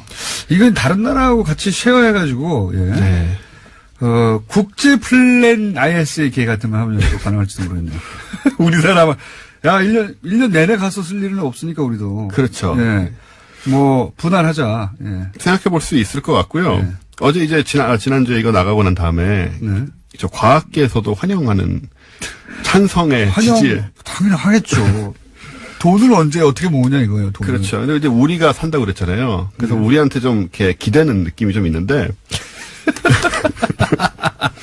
그런 식으로는 구입할 수 없습니다, 여러분. 그러니까 이거는 제가 보기에는 일단 플랜 다스에게를 성공시킨 다음에 그걸 외신에 내서 사람들이 알게 한 다음에 국제 플랜 다스에게 협회를 만들고 거기서 국제적으로 자체적인 우주정거장을 갖지 못한 네. 그러나 경제 규모는 되는 세계 한 20여권 나라권의 나라 국민들하고 이렇게 협조해가지고 우리 여름에 쓸게 겨울에 쓰라든가 저는 같이 쓰자든가 실제로 이제 큰 망원경들 프로젝트는 다 그렇게 진행하고 있거든요. 맞습니다. 나눠서. 나눠서 하거든요. 네. 그거를 이제 플랜 다스의 개로, 예. 플랜 ISS에. 네, ISS의 개. 네. 플랜 땡땡의 개가 이게 국제적인 운동이 될 수 있도록. 네. 예. 얼토당토하는 꿈을 꾸면서. 자, 오늘 주제는 뭡니까? 오늘 주제는 좀 공장장님이 예민하게 반응할 내용이 아닐까. 뭡니까? 공장장님이 우리나라의 대표적인 좀 프로 고기러 이런 사람이잖아요. 프로 고기러. 네. 저만 그런 게 아니라 저는 이제 방송에서 말을 할 뿐이고 그런 사람들 많이 있습니다. 체질적으로 육류가 땡기는 사람들. 아침부터 고기를 드시잖아요. 방송 끝나고 삼겹살 먹으러 가고 그러잖아요. 뭐 잘못이에요, 음식인데. 잘못은 아닌데 이상하죠. 어느 시간대에 먹는 음식이 따로 있는 게 아니에요. 사람들이 고정관념 버려야 됩니다. 그러니까 딴 사람들은 속이 안 좋거든요. 왜요? 음식인데? 느끼하고. 평생을 그렇게 살아서 이제 일반인의 삶을 잘 모르시는 것 같은데. 저는 이렇게 육류를 많이 먹어서 이제 혈관 질환들을 우려하고 그러는데. 네. 저희 혈관 검사해보고 깨끗해요. 체질이 맞습니다. 네. 네, 어쨌든. 예. 이 세금 중에 죄악세라는 게 있잖아요. 소위 말하는 예. 술, 담배, 도박 이런 것처럼 네. 사회적으로 필수적이지 않고 나아가 해가 되는 것들에 부과되는 세금이 있는데 네. 요즘 유럽에서는 우리가 먹는 고기에 네. 이 죄악세를 부과해야 된다. 이런 움직임이 아주 고기가 실질적으로. 무슨 죄가 있다고 죄악서 이 사람들이 정말 발끈할 줄 알았어요, 제가. 이걸 우리가 들고 온 건데요, 오늘. 고기가 무슨 죄가 있어요, 고기가. 그러니까 이제 설명을 좀 드려볼게요. 왜 죄악이라고 얘기를 하느냐. 이게 뭐 죄 없는 동물을 죽이고 그런 이유를 내세우는 건 아니고요. 네. 바로 이 가축 사육이 기후 변화의 주요 원인 중에 하나다. 라는 점입니다. 이게 좀 웃긴 얘기예요. 그렇게 연결하면 제가 떠오르는 게 있는데 가축들이 뿜어내는 방귀, 빵구. 네. 우리 입말로는 빵구라고 하는 방귀가 지구 온난화에 미치는 영향 이런 얘기 하죠. 그게 실제로 연구가 돼가지고 인정을 받고 있는 과학입니다, 이게. 그러니까 제가 오래된 뉴스예요, 제법. 네. 네. 처음에는 농담같이 얘기가 되다가 네. 지금은 실제로 그거 관련된 거죠, 이게. 네, 그거랑 관련된 부분이죠. 빵구. 네. 소빵구 뭐 얘기입니다, 이게 소빵구 얘기. 이게 지금 뉴질랜드랑 네. 에스토니아 같이 이런 나라들은 실제로 트림세 혹은 방귀세, 빵구세라는 게 있습니다, 이미. 예. 부과가 되고 있는데. 그거 처음 나왔을 때 이게 국제적으로 화제가 잠시 됐어, 저 기억납니다. 그랬죠. 소 한 마리가 빵구 트림 분뇨로 발생시키는 메탄가스의 양이 엄청납니다. 이게 농담이 아니고 메탄가스 양이 이게 메탄가스가 이산화탄소의 한 23배 정도 강력한 온실가스거든요. 예. 그래서 아무리 그래도 소가 빵기 끼는 게 무슨 영향을 미치겠나 싶지만 예. 실제로는 자동차 한 대와 맞먹는다. 온실가스 배출량이 미치겠다, 이게. 하루에 500리터 빵구로 나가는 메탄가스가 500리터라고요. 이런 소가 이 지구상에 15억 마리가 있다. 이게 좀 웃을 일이 사실 아닌 그게 겁니다. 이제 대부분 인간이 먹으려고 대량 사육하면서 발생시키는 것이다. 그렇습니다. 예. 논리적으로는 말이 돼요. 논리적으로는. 예. 이게 케임브리지 대학 연구팀에 따르면 이것을 포함해서 가축 사육으로 인해 발생하는 온실가스가 전체 온실가스의 크게는 18%에 달할 수가 있다. 무려. 야. 네, 그래서 이제 육류세를 부과해서 이걸 줄여야 된다. 소빵구가. 소를 덜 먹어야 되고 덜 키워야 되고 그래서 소빵구를 줄여야 된다는 얘기예요. 아니 근데 거기다 육류세 좀 붙인다고 소를 먹던 사람이 소를 안 먹습니까? 돼지를 먹던 사람이 돼지를 안 먹냐고요. 근데 그런 식의 문제 제기가 사실 되는 거죠. 네. 우리가 담배나 술 같은 경우에도 세금을 붙여도 생각보다 실효가 그러니까요. 적다는 문제 이게 때문인데. 이제 억지 효과가 사실상 없다. 오히려 그냥 세수 목적으로 명분을 갖다 붙이는 거다라고 하는 것은 전 세계적으로 사실 확인된 거거든요. 네. 아예 붙이려면 정말 담배 가격을 5,000원인데 15,000원 이렇게 올려버린다든가 그래도 조금 줄어들어요. 예. 그렇죠. 어쨌든 옥스퍼드 대학도 연구를 했는데 이 경우에는 쇠고기에는 한 40% 정도의 세금을 붙여야 된다. 40%나? 네. 이런 식으로 유제품의 20%, 치킨의 8.5%. 치킨의 8.5%. 우리 같은 경우에 예민할 수 있죠, 이런 부분에. 네. 이렇게 세금을 부과하면 연간 50만 명의 생명을 구할 수 있다고 합니다. 어디로부터요? 온실가스로 인한 모르겠어요. 정확하게 자세히 안 봐서 저도. 네. 근데 아무튼 이 세금을 이렇게 붙이면 연간 50만 명의 생명을 구할 수 있다는 게 옥스퍼드 대학 연구팀의 연구예요. 50만 명을 살릴 수 있답니다.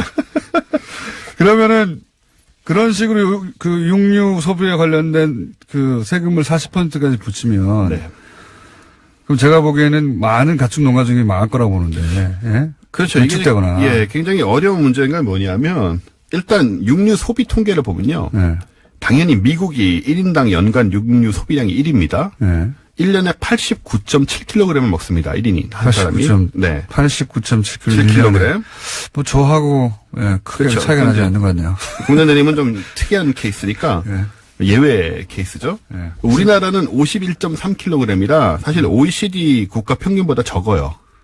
예. 예, 그리고 돼지고기를 많이 먹고, 근데 미국이 89.7kg을 먹는 데 비해서 고기를 세계에서 가장 적게 먹는 나라는 방글라데시입니다. 예. 1인당 연간 소비량이 2.1kg 밖에 되지 않아요. 거기는 종교 때문에 그런 거 아닙니까? 근데 뭐 사실 다른 고기들은 먹을 수 네. 있으니까, 네. 여기 회교 국가니까, 예를 들어서 뭐, 양고기라든가 네. 치킨조차도 포함해서 하는 얘기니까, 2.1kg이면은 공장장님이 한 자리에서 먹는 양보다 적을 수 있습니다. 한 잔이 아니고요. 하루 소비량 정도? 예. 아침, 점심, 저녁. 그들 다. 1년 소비량과 저희 하루 소비량이 비슷하다는 거죠. 예. 그러니까 이게 미국하고 40배 차이가 나는 건데 이상 육류세를 이제 전 세계적으로 부과하는 분위기가 되면 미국 내에서도 마찬가지지만 가난한 사람들 예. 이 고기를 더 못 먹게 되는 그렇죠. 그런 상황이 벌어질 수 있다는 게 소위 빈익빈 부익부 고기와 관련돼서 네, 그런 상황이 벌어질 수 있다는 우려가 육류가 있는 거죠. 너무 많이 먹으면 나쁜 것이지, 육류 자체의 그 식습관이 전혀 고기만 안 먹고 풀만 먹어도 문제예요. 라고 저는 주장하는데. 그렇습니다. 일단 단백질 섭취와 관련된 문제가 생길 수 있다. 기본적으로 인간이 지금의 두뇌를 가진 게 단백질을 익혀 먹으면서 두뇌 용량이 급속도로 증가했다. 이게 이제 연구 결과거든요. 그렇죠. 그런 인간의 이런 있습니다. 사고를 할 수 있게 만든 그 육류를 이제 거부하게 되는 거죠. 거꾸로 역설적입니다. 예. 그리고 이 육류세 주장에는 우리가 기후변화 얘기도 있지만 요즘 들어서 좀 가진 관념 있잖아요. 꼭 우리가 고기를 먹어야 되나. 뭐 그런 회의주의적인 고기에 대한. 예, 고기 이런 회의주의자들이 있어요. 그런 시각들이 좀 많이 생겼기 때문에 네. 채식주의자도 옛날보다 많아졌고 특히 이제 많은 가축을 길러서 도살해 먹는 어떤 이런 행위를 비판적으로 보는 시각이 좀 형성이 됐잖아요. 그건 맞아요. 그래서 도살의 과정에 대해서 과거 신경 안 쓰다가 가능하면 그 동물 복지 네. 관점에서 고통 없이 깨끗하게 뭐 이렇게 도축의 과정 전체를 또 엄격하게 관리해야 된다 얘기 나오죠. 하지만 그거하고 아예 고기에 세금을 매겨야 된다는 얘기. 방법 이거밖에 없습니까? 세금밖에? 예를 들어서 그 정도 돈을 들여가지고 예를 들어서 그 소방구를 이렇게 처리하는 기계. 가스를 모아가지고, 예. 그 쉽지 않을 것 같은데요. 그 소마다 15억 마리의 소마다 달아야 되잖아요, 따로. 개인적으로 다른 게 아니라, 개별적으로 다른 게 아니라 이렇게 큰 도움을 설치해서 뭐 그런 거. 다 이렇게 경고하면 나와요. 빵구 흡수 도움을 농장마다. 그러니까요. 크게 흡사하게 해가지고 쭉 빨아들여가지고 그 자체적으로 그 농장에 필요한 에너지를 자체 생산하게 한다든지 작업자적으로. 네. 얼마나 건전한 발상입니까? 이렇게 연구를 해야지 어떻게 세금을 때려가지고 지금 이거 해결하려고 그래요. 역시 굉장히 분노하시네요. 이거 옳지 않아. 그 인간은 원래부터 잡식이에요. 예. 네, 인간은 잡식이죠. 예. 토끼가 아니에요. 소도 아니고 아, 예. 채식 동물이 아니란 말이죠. 굉장히 많이 분노하셨습니다. 예. 근데 사실 이런 게 우리가 딜레마인 거예요. 스타트랙 같은 미래 배경 SF에 보면 이 음식 합성을 해서 먹기 때문에 이 우리가 고기를 실제로 먹는 이런 거를 되게 미개하게 보기도 하거든요. 300~400년 후에 세계니까. 300~400년 후에도 저는 그렇게 되지 않을 거라고 보는 게 단순히 고기가 주는 영양분 때문에 고기를 먹는 게 아니라 우리 DNA에 아주 조상부터 고기를 씹어 먹으면서 느끼던 쾌감 같은 게 머리에 박혀 있어요. 그걸 어떻게 불과 100년, 200년에 다 없애버립니까? 예, 그건 아니다. 예. 과학자들은 뭐랍니까? 과학자들은 사실 뭐 별로 얘기 안 하죠. 지금 당장 이 상황에 대해서. 근데 그러니까 기본적으로 기후 변화 때문에 이러는 거니까 그것은 인정할 수밖에 없는 게 지금 다 통계랑 이제 연구 결과가 나와 있으니까. 기후 변화를 걱정해서라면 기후변화에 대한 좀 더 근본적인 대책적으로 접근하는 게 맞지 않느냐. 그런 대책도 세우고 있긴 하죠. 다 아시다시피. 동시에 이것저것. 또 고기도 못 먹게 된다. 고기도 좀 줄여야 되지 않느냐. 이게 사실 틀림없이 채식주의자 이 과학자도 연구한 거예요. 나쁜 사람들이야 아주. 아까 말씀하신 것처럼 뭐 도움까지는 아니더라도 기본적으로 분뇨를 통해서 메탄가스 채집하고 이런 기술 이제 준비를 하고 있고요. 플랜 육식에 개를 해서 솥방구 연구를 우리가 합시다. 육식인끼리. 육식인. 뭐만 나오면 플랜 무슨 개를 하자고 이분들이 지금 육식인으로서 말합니다. 플랜 육식의 개를 해서 우리가 솥방구를 연구해서 대책을 내놓읍시다. 그리고 사실 이 고기 좋아하는 사람들한테는 이 고기를 담배나 이런 거랑 똑같이 얘기하는 건 좀 기분 나쁜 일이죠. 정말 그런 식의 죄악이라고 얘기할 수 있느냐. 우리가 먹는 그렇죠. 건데. 네. 우리 여기까지 해야 되겠네요. 예. 그래서 한번 두고 보죠. 어떻게 되는지. 원조 오셨습니다. 감사합니다. 감사합니다. 내일 뵙겠습니다. 안녕.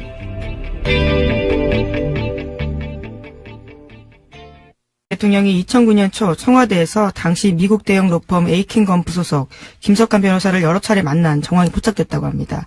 김백준 전 청와대 총무기획관의 진술이라고 하는데요. 검찰은 현재 이 경위에 대해서 집중 수사 중이라고 합니다. 이 대납에 관해서는 굉장히 재밌습니다. 이 사건 자체가. 네, 심지어 청와대에서까지 만났다라는 건데요. 소송하기 직전에요. 네, 두 가지는 삼성이 이런 거래만 했겠느냐 하는 측면에서 대단히 흥미롭고 추가 수사가 이루어지는 추가 수사의 이제 출발점이 되는 그러니까 박근혜 정부 하에서의 삼성과의 거래 말고 이명박 정부 하에서의 삼성과의 거래는 뭐가 있었나 이런 걸 따져보는 출발점이 되는 점에서도 흥미롭지만 또 하나는 이명박 연구가로서 완벽한 사례다. 완벽한 이그젬플. 네. 보세요. 다스하고는 전혀 무관하다고 했잖아요. 대통령이. 지금까지도 계속 그렇게 주장하고 근데 있습니다. 다스하고 무관한데 이 변호사를 청와대에 불러서 왜 만납니까? 그것도 말이 안 되죠. 그리고 처음에 에이킨 건프, 미국의 로펌이 무료 변론을 미끼로 먼저 접근해서 사기를 쳤다는 거잖아요. 네, 계속 그렇게 또 주장하고 있죠. 그런데 이제 완전히 거꾸로 김백준 씨는 이명박 전 대통령이 먼저 삼성에 요구했다는 거 아닙니까? 이거 좀 대신해달라고. 그것도 완전히, 말을 뒤집는 거고요. 그리고 무료 변론이었다고 했는데 남은 돈을 받아오라고 했다는 거잖아요. 무료 변론인데 남은 돈이 어디 있습니까? 애초부터 무료 변론이 아니라 삼성이 대납했다는 걸 알고 있었다는 거고, 정말 하이라이트는 이 대목부터입니다. 근데 돈이 남았어요. 돈이 남았는데 받아오는 과정이 아주 이명박적이다. 이명박 연구가로서 이런 완벽한 샘플이 여기서 구체적으로 드러나 주다니. 그러니까 돈이 남은 거를 알고 김백준 씨를 삼성 이학수 부회장에 보냅니다. 이명박 대통령이. 그 돈 받아오라고. 여기서부터 웃깁니다. 생각해보세요. 이제 결과적으로 이학수 부회장이 그 요청은 그 자리에서 받아들이지 않았다고 합니다. 거절했다고 하는데 거절한 게 당연해요. 삼성전자 대통령 조 단위를 다루는 사람들이에요. 근데 그 몇 억이 남았어. 그때 대통령이 삼성전자 부회장한테 가가지고 그 몇 억 좀 달라고 하라고. 이런 말 안 나오는 법이에요. 이런 말 안 나오는 법인데 그렇게 했어요. 근데 이제 이학수 부장이 본인이 직접 그런 말 한다는 게 너무 폼이 안 나잖아요. 다 재임 기간에 있었던 얘기입니다. 현직 대통령이요. 이러한 일들 벌였다라는 건데요. 삼성전자 부회장한테 삼성그룹 너무 삼성전자 부회장이 예를 들어서 에이킨 건프한테 몇 억 남지 그거 줘. 이거 어떻게 말합니까? 그래서 거절을 하자 대통령이 이번에는 김백준 씨한테 미국에 직접 가서 받아오라고 했다는 거 아닙니까? 공직자를 직접 미국까지 갔어요. 돈을 받아오라고 시켰다고 그 몇 억을 직접 받아오라고. 야, 이 돈에 대한 순수한 애착과 열정. 저는 스피릿이라고 부릅니다. 저는 스피릿. 응? 마니 스피릿. 하지만 김 전 기획관은 가진 않았다라고 진술하고 있는데요. 시켰다는 사실에 대해서 명백하게 진술하고 있습니다. 시켰으니까 다른 사람을 보냈고 다른 루트로 했겠죠. 여기 스피릿입니다. 공짜로 다 해줬는데 좀 남았어요. 그거 미국 가서 일단 삼성전자 부회장 가서 그거 받아오라고 그래. 야, 이 말 안 떨어지는 법이거든요. 돈에 관해서는 대단한 스피릿입니다. 네, 애초에 남겨먹기로 했을 수도 있을 것 같은데요. 구두 약속을 해서요. 다스 쪽에 남는 돈 달라고 이야기를 초기부터 했다라고 합니다. 그러니까 그게 다 떠나서 남의 돈으로 재판하고 나서 그죠? 그리고 나서 남았는데 그걸 또 그 전자의 부회장, 예? 예산이 뭡니까? 매출 뭐 조단위, 우리 대통령도 마찬가지잖아요. 국가 예산을 다루는 그런 사람들의 그 입이 안 떨어질 만한 액수예요. 그거 3천억 남았는데 줘 이것도 아니잖아요. 근데 그거를 거기 보내고 또 미국 가서 받아오라고. 대단히 이명박적인 사례로, 예, 나 후세, 사과도 연구할 때 반드시 거론될 사건이라고 봅니다. 네. 슈퍼 구레이시입니다. 더블 슈퍼다. 이 정도는 보통 사람이 생각해낼 수 없는 거, 이 집착과 스피릿은. 자, 다음 수는요? 네, 소위 도곡동 땅 매각 대금 중에서 40여억 원이 이명박 전 대통령 논현동 사저 증축 비용에 들어갔다고요. 한국일보와 JTBC가 보도했습니다. 이러한 정황을 검찰이 포착해서 수사 중이라고 하는데요. 과거에 이명박 전 대통령은 누군가에게 빌린 돈으로 사저를 증축했다라고 밝힌 바가 있습니다. 하지만 구체적인 내용들은 밝히기 어렵다라고 주장했는데요. 이에 대해서 이명박 전 대통령의 조카 이동영 다스 부사장과 이명박 전 대통령의 재산관리인 이병모 청계재단 사무국장의 진술이 나왔습니다. 도곡동 땅 판 돈이라는 거죠. 예. 그러니까, 도곡동 땅의 주인이 이명박 전 대통령이라는 또 다른 정황인 거죠, 이게. 예. 근데 이제 그때는 누군가에게 빌린 돈이라고 말을 했던 거죠. 예, 둘러댔던 거죠. 예. 도곡동 땅을 판 돈이라고 하면 당시 기준으로는 김재정, 이상은 씨의 재산인 건데, 그러면 처남이나 형한테 돈 빌렸다고 하면 되는데, 그렇게 안 했거든요. 예. 그렇게 했다가는 결국은 도곡동 땅 얘기가 다시 나올 테니까, 예. 그때는 뭐 누군가한테 빌린 돈이라 사정이 있어서 밝히기가 어렵다고 했는데 사정은 자기 땅이었던 겁니다. 자, 다음 뉴스는요? 예, 사실 공화당 후보였지만은 공화당의 힘으로, 공화당의 정책으로 대통령이 된 게 아니거든요. 그건 뭐 모든 사람들이 그렇죠. 그렇게 보고 있고 그렇기 때문에요. 그러니까 트럼프가 대통령에 들어오자마자 목표는 재선이었고요. 그리고서 1년 동안 지났지만 트럼프 한 번도 대통령답게 하지 않았습니다. 후보가처럼 그 백악관에 있었고 또 공화당이 자기 당이 아니기 때문에 당을 장악해야만 된다라는 걸 알았죠. 그래서 사실 트럼프는 재선을 위해서는 올해 있는 중간선거를 반드시 이겨야 되는데 그 이전에 공화당 내에 자기 사람으로 당선을 상하원을 시켜야 되는 게 아주 굉장히 중요합니다. 그렇기 때문에 이 중간 선거를 치르기 위해서 트럼프는 모든 거를 지금 궁리를 하고 있다 이렇게 보는 게 맞습니다. 그러니까 지금 트럼프 머리에는 본인이 재선이 돼야 되고 그리고 재선이 되기 위해서는 본인의 사람으로 이번 중간 선거에 내세워서 당선을 시켜야 되고 그러지 않으면 공화당이 자신의 당이 사실상 아니어서 어떤 일도 제대로 할 수 없었던 이 국면을 돌파할 수도 없다. 뭐 여기에 지금 몰두했군요. 말하자면. 그렇습니다. 트럼프 대통령 백악관에서 절반 이상의 시간을 지금 전국의 자기 사람 후보를 면담하고 면접하는 것을 그렇군요. 이런 얘기가 나오고 있습니다. 그렇군요. 그러니까 몇 월까지 지금 공화당의 그 연방 지역구 후보들을 결정해야 되죠? 지금 그 공화당 그 트럼프 대책반에서는 6월, 올해 6월까지 치러지는 공화당 각 지역 예비 선거전이 중요하다. 그래서 6월 전까지 이런 후보들 면접을 다 끝낸다 이런 일입니다. 그렇군요. 하원 의원 전원이 바뀌는 거죠 이번 선거를 통해서? 그렇죠. 하원 2년 임기 하원 전원이고 상원도 3분의 1이 바뀌고 그리고 또 재선을 위해서는 굉장히 중요한 플로리다, 오하이오, 펜실베니아 주지사 선거가 있습니다. 트럼프한테는 뭐 굉장히 중요하죠. 그러면은 그 백악관 차원에서 이런 선거 대책반이 뿌려져 있습니까? 지난 11월 말 지난해 진작부터 선거 치르고 나서 정치 전략국 뭐 이런 선거 캠페인인 걸 국으로 만들었습니다. 빌 스테피언이라는 아주 영악스러운 그 캠페인 전문가를 국장으로 임명해서 일주일에 한 번씩 대통령이 이 사람하고 독대를 하면서 보고를 받습니다.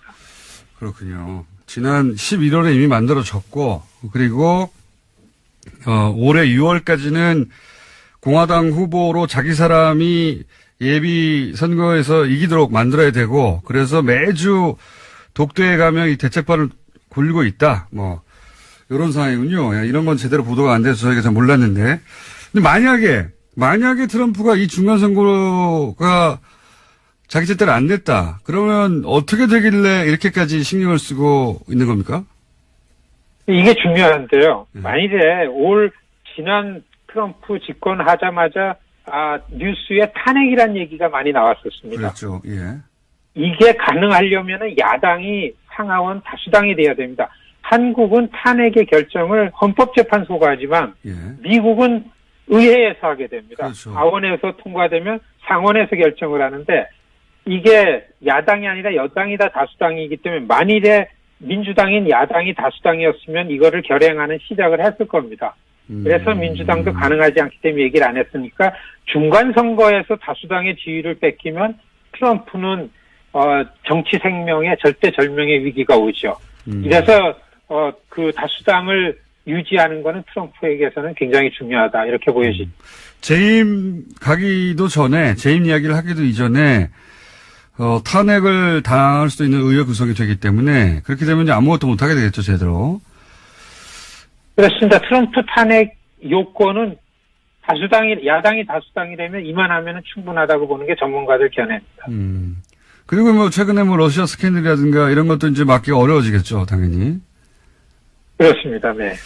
그래서 이제 트럼프가 본인을 당선시켜 준 지지층 뭐 러스트벨트라고 하는 몰락한 과거의 산업지대 그 지대 자동차하고 철강 뭐 산업 지역이죠. 그 지역의 유권자들을 바라보며 이렇게 통상 압력, 철강 갑자기 관세 높이고 이런 전략을 펼치는 거다. 이런 분석이 그러면 결국은 중간 선거용이다. 이렇게 보는 게 맞는 거네요. 그렇습니다. 그 러스트벨트의 백인 노동자 저소득층들 예. 상식적으로 보면 민주당 지지자들 같지만은 지난 선거를 통해서 절대 그렇지 않다라는 거를 트럼프가 본 거죠. 예. 펜실베니아, 오하이오, 미시건, 위스콘신, 일리노이, 인디애나, 아이오와 이런 지역들은 아주 명확합니다. 철강과 자동차 공업 지역, 여기에 어려워진 백인 노동자들, 이게 지난 1년 동안 자기가 하는 정치에 대해서 점점 확대되고 공고화됐다라는 거를 알게 됐습니다. 트럼프가요. 점점 이러한 선거 전략은 강화되고 공격적이 될 거라고 봅니다. 이게 이제 그렇게 연결하면 딱 들어맞네요. 그러니까 GM이 공장을 폐쇄하고 미국으로 돌아가려고 하는 것도 뭐 트럼프 정부에서 이거 봐라 GM도 돌아왔다라고 하면서 이제 GM 쪽에다가 아마 무슨 큰 혜택을 약속하거나 그런 게 있었을 법하고 그리고 철강에 이렇게 크게 관세를 우리한테 부여하겠다고 하는 것도 높게 동맹 아니다. 장사하는 동맹 아니다라고 말까지 하면서 하는 거 보면 결국 딱 이 지역을 노리고 지금 나오는 통상 압력이네요. 그죠? 그렇습니다. 일반적으로 동맹이라고 하면은 한국 쪽에서 볼 때는 안보라는 걸 떠올리고 동맹인데 예. 트럼프는 대통령 후보 때서부터 이야기를 해왔고 맞습니다. 그리고 그러한 입장은 지금까지 변화되지 않았기 때문에 통상과 외교 관련한 거는 따로 생각하는 건 분명하고 그리고 국내 정치, 미국 내 선거에 관해서는 외교 안보라는 건 큰 영향이 아니고 통상 경제 이것이 큰 영향을 미치기 때문에 이렇게 분리해서 보는 것이 맞다. 이렇게 생각이 되죠. 미국인들에게는 사실은 뭐 먹고 사는 문제니까요. 통상 외교 이런 통상 무역 이런 얘기가 미국인들에게는 그래서 우리 동네가 잘 먹고 잘 살수 있냐 아니냐의 문제니까 국내 문제다 이렇게 말씀하시는 건데 근데 이제 한국 언론에서는 이게 이제 북한 핵 위협이 있고 그리고 우리가 소위 동맹국가인데 미국이 이렇게 요구한다고 해서 그 뜻을 거슬리면 안 된다. 혹은 우리가 미국 심기를 건드렸기 때문에 미국이 이렇게 통상 압력을 가하는 거다. 이런 식으로 이제 보수 언론들이 그렇게 합니다. 그렇게 해석하거든요. 이 해석들은 어떻게 보십니까? 저는 좀 다르게 보는데요.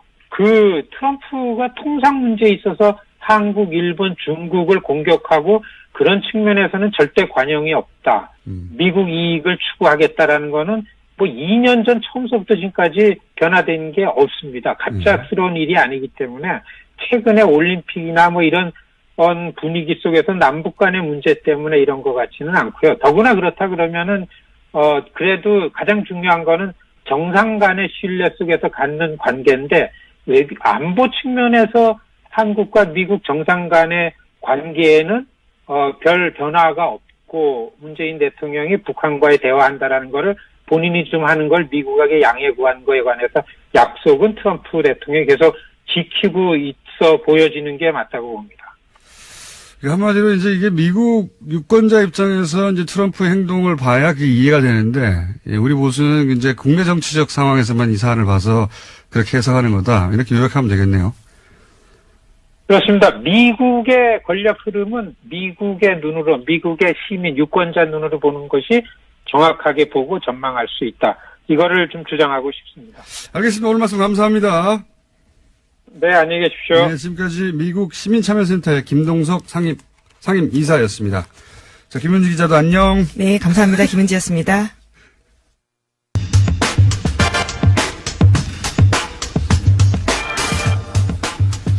이명박 전 대통령을 향한 검찰 수사는 점점 조여오는데 여전히 이명박 전 대통령은 모든 혐의를 부인하고 있죠. 요 이야기, 제가 풍문하라고 부르는 분입니다. 정두원 전 의원 모시고 이야기 나눠보겠습니다. 안녕하십니까. 안녕하세요. 예.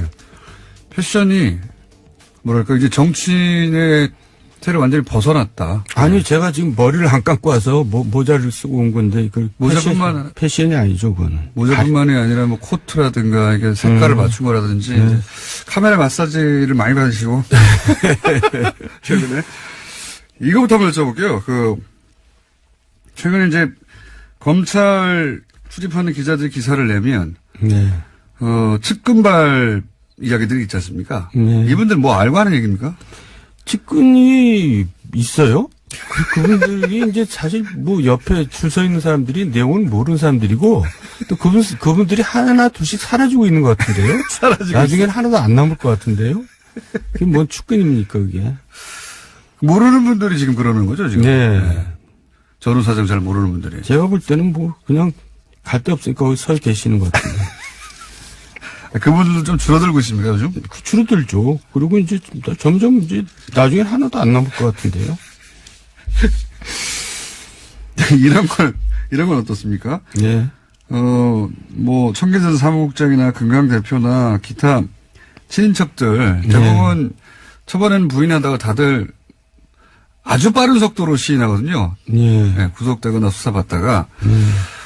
요거는 어떤 이유라고 보십니까? 뭐, 여러 가지 있죠. 검찰이 또 이제 그런 거 잘하잖아요. 이거 당신 이거 하는데 몇 년인데, 당신 협조해주면 좀 줄여주겠다. 뭐, 그런 뭐, 딜도 있을 수 있고, 이제 그거 떠나서, 제가 처음 MB를 만났을 때가 이제 서울시장 선거 준비 때거든요. 2001년도에. 그때, 홍사덕 씨하고 경제했는데. 안녕하세요, 김원준입니다. Some of them are so-called allies, but they're not allies on trade. 일부는 소위 동맹국이라고 불린다. 그러나 무역에선 동맹이 아니다. 트럼프 대통령이 호혜세, 그러니까 보복관세를 한국, 중국, 일본에 부과하겠다며 한 말입니다. 실제 트럼프 정부는 한국산 세탁기, 태양광 제품에 세이프가드를 이미 발동했고 철강 제품에는 53% 관세를 예고하고 있습니다. 이런 미국의 통상 압박에 문재인 대통령이 당당하고 결연하게 대응하려고 발언하자 유승민 대표는 이게 과연 동맹으로서 최선의 전략인가? 한미동맹 미래에 어떤 결과를 초래할지 심히 우려된다고 했습니다. 한마디로 한미동맹이 중요한데 통상 압력을 경제적 관점에서만 보면 안 된다는 거죠. 우리 보수를 대변하는 시각이자 동시에 바로 이 지점에 우리 보수의 근본적인 착각이 있는 겁니다. GM이 한국 GM의 군산 공장 폐쇄를 결정하자 트럼프는 이를 자신의 공적으로 내세우며 기뻐했죠. 우리 실업 문제나 먹튀 논란은 그에게는 전혀 고려 사항이 아닌 겁니다.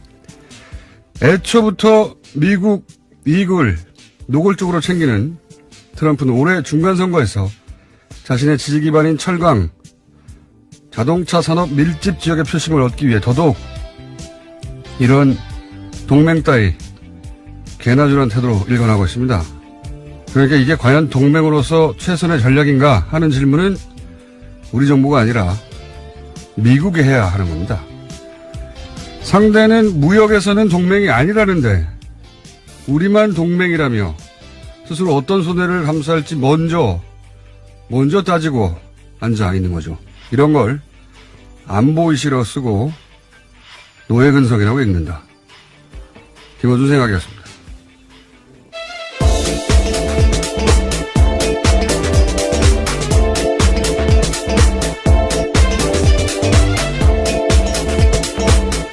시사인의 김은지입니다. 자, 이 경제 통상 압박 관련 뉴스가 계속 나와요, 그죠? 네, 워낙 큰 이슈이기도 한데요. 미국 쪽에서 또 몰아붙이고도 있습니다. 몰아붙이고 있고, 근데 이제 이런 통상 압력이 나온 이유를 두고 결국은 미국 내 올해 11월 달에 중간선거가 있거든요. 트럼프 대통령이 이 선거에서 지금 큰일 나거든요. 네, 그렇습니다. 하원 의원 전원과 상원 의원 3분의 1을 선출하게 되는 자리라서요. 앞으로의 대선 국면에서도 굉장히 중요한 선거입니다. 잠시 후에 저희가 이제 미국의 시민참여센터 김동석 상임이사 연결해서 미국에서 바라보는 이 선거의 어떤 역할이라든가 또는 왜 이렇게까지 하는지에 대해서 저희가 민의로 연결하긴 할 텐데 이 트럼프는 자신의 재임을 위해서 한국이 동맹이란 점은 적어도 장사에 있어서는 고려 대상이 아니다. 뭐 이렇게 나오고 있거든요. 그러니까 저는 이렇게 봅니다. 우리 보수는 한미 동맹이 있는데 어떻게 저쪽에서 저런 요구를 한다고 세게 나갈 수가 있냐 이거 아니에요. 근데 트럼프는 거꾸로 해요. 한미 동맹이 필요하다는 걸 우리 보수가 여기 목을 맨다는 걸 너무 잘 아니까 어차피 세게 나가도 반발하지 못할 거다. 역이용하는 거죠. 네, 협상에선 자기 속내를 완전히 드러내지 않는 게 제일 중요한데요. 그런 식으로 아주 약한 우리 약점이라고 생각하는 거는요. 우리는 한미 동맹 때문에 저쪽에서 무리한 요구를 해도 받아줘야 된다는 식의 인식을 보수가 하는 거고 바로 그 점을 정확하게 이용하는 거죠. 한미 동맹인데 저쪽은 뭐 자기들끼리 동맹이라고 물렁물렁하게 나올 테니까 그걸 이용해서 세게 나가자. 우리 보수는 동맹 얘기하면 역시 동맹이니까 무리하게 요구하지 말아야지 하고 트럼프가 물러서 주기라도 할 것처럼 그럽니까? 아예 동맹 아니라는데 본인의 입으로 유치원생들도 아니고 동네에서 서로 경쟁하는 가게들끼리도 이렇게 안 해요. 이런 태도는 형님은 우리를 그냥 드십시오. 이 이상 이하도 아무것도 아닌 거죠. 트럼프로서는 뭐 거저먹는 거죠. 아무 말도 안 했는데도. 네, 미국 내에서도 비판이 꽤 있다고 하는데요. 맨큐의 경제학으로 유명한 맨큐 하버드 교수도 이에 대해서 비판하고 있다고 합니다. 자유무역에 대해서요. 우리 보수가 흔히 뭐 냉정한 국제 현실을 바라보라느니 뭐 엄혹한 국제 정치를 바라보라니 하는데 미국 얘기가 나오면 그냥 동맹인데 어찌 미국 같아 감히 싫은 소리를 하냐. 이런 태도만 몇십 년치 하니까 얼마나 장사하기 쉽습니까, 미국으로서는. 그러면서 이거를 북한 문제로 미국 심기를 불편하게 만들어서 미국이 그런다는 아주 바보 같은 노예근성 논리를 연결을 해요. 뭐 그러면서 이제 정부가 무능하다고 말하고 싶은 거겠죠. 이런 게 노예근성입니다. 자, 이거 잠시 후에 또 한번 짚어보기로 하고요. 첫 번째 뉴스는 뭔가요? 네, 삼성의 다스 소송비 대납 관련한 새로운 소식이 또 나왔습니다. 오늘 아침 중앙일보 보도인데요. 이명박 전 대통령이 국정원 특수활동비 2억 원을 추가로 받은 의혹도 나왔는데요. 채널A 보도입니다. 이명박 전 대통령은 지난 2008년에 김백준 전 총무기획관을 불러서 2억 원이 담긴 가방을 건넨 정황을 검찰이 포착했다라고 하는데요. 이명박 전 대통령은 당시에 박재환 정무수석에게 전달하라고 지시했다고 합니다. 이런 뉴스를 보면 지금까지 나온 특활비가 전부겠는가. 이제 이거 말고도 김인중 씨가 김인옥 여사에게 준 특활비 있지 않습니까? 예, 달러로 환전했다라고 알려져 있는데요. 무슨 뭐 쇼핑 비용으로 쓰였네 어쩌네 이런 말들이 있었던 지금 쑥 들어가 있는 뉴스인데 그거는 김백준 씨가 전혀 모르는 루트였거든요. 그러니까 김동준 씨가 그런 말을 했잖아요. 본인만 한다고 대통령. 오른손이 하시는 일을 왼손이 모르시게 많이 하셨기 때문에 특활비는 이거 이상 더 나을 거다 수사하면. 네, 수사가 진행될수록 점점 금액이 늘어나고 있습니다. 애초에 기소될 때만 하더라도 15억 5천만 원이었는데 현재 또 17억 원 5천만 원으로 늘어났거든요. 계속해서 늘 것으로 보입니다. 알겠습니다. 자, 다음 뉴스는요? 네, 이명박 전 대통령 죄송합니다.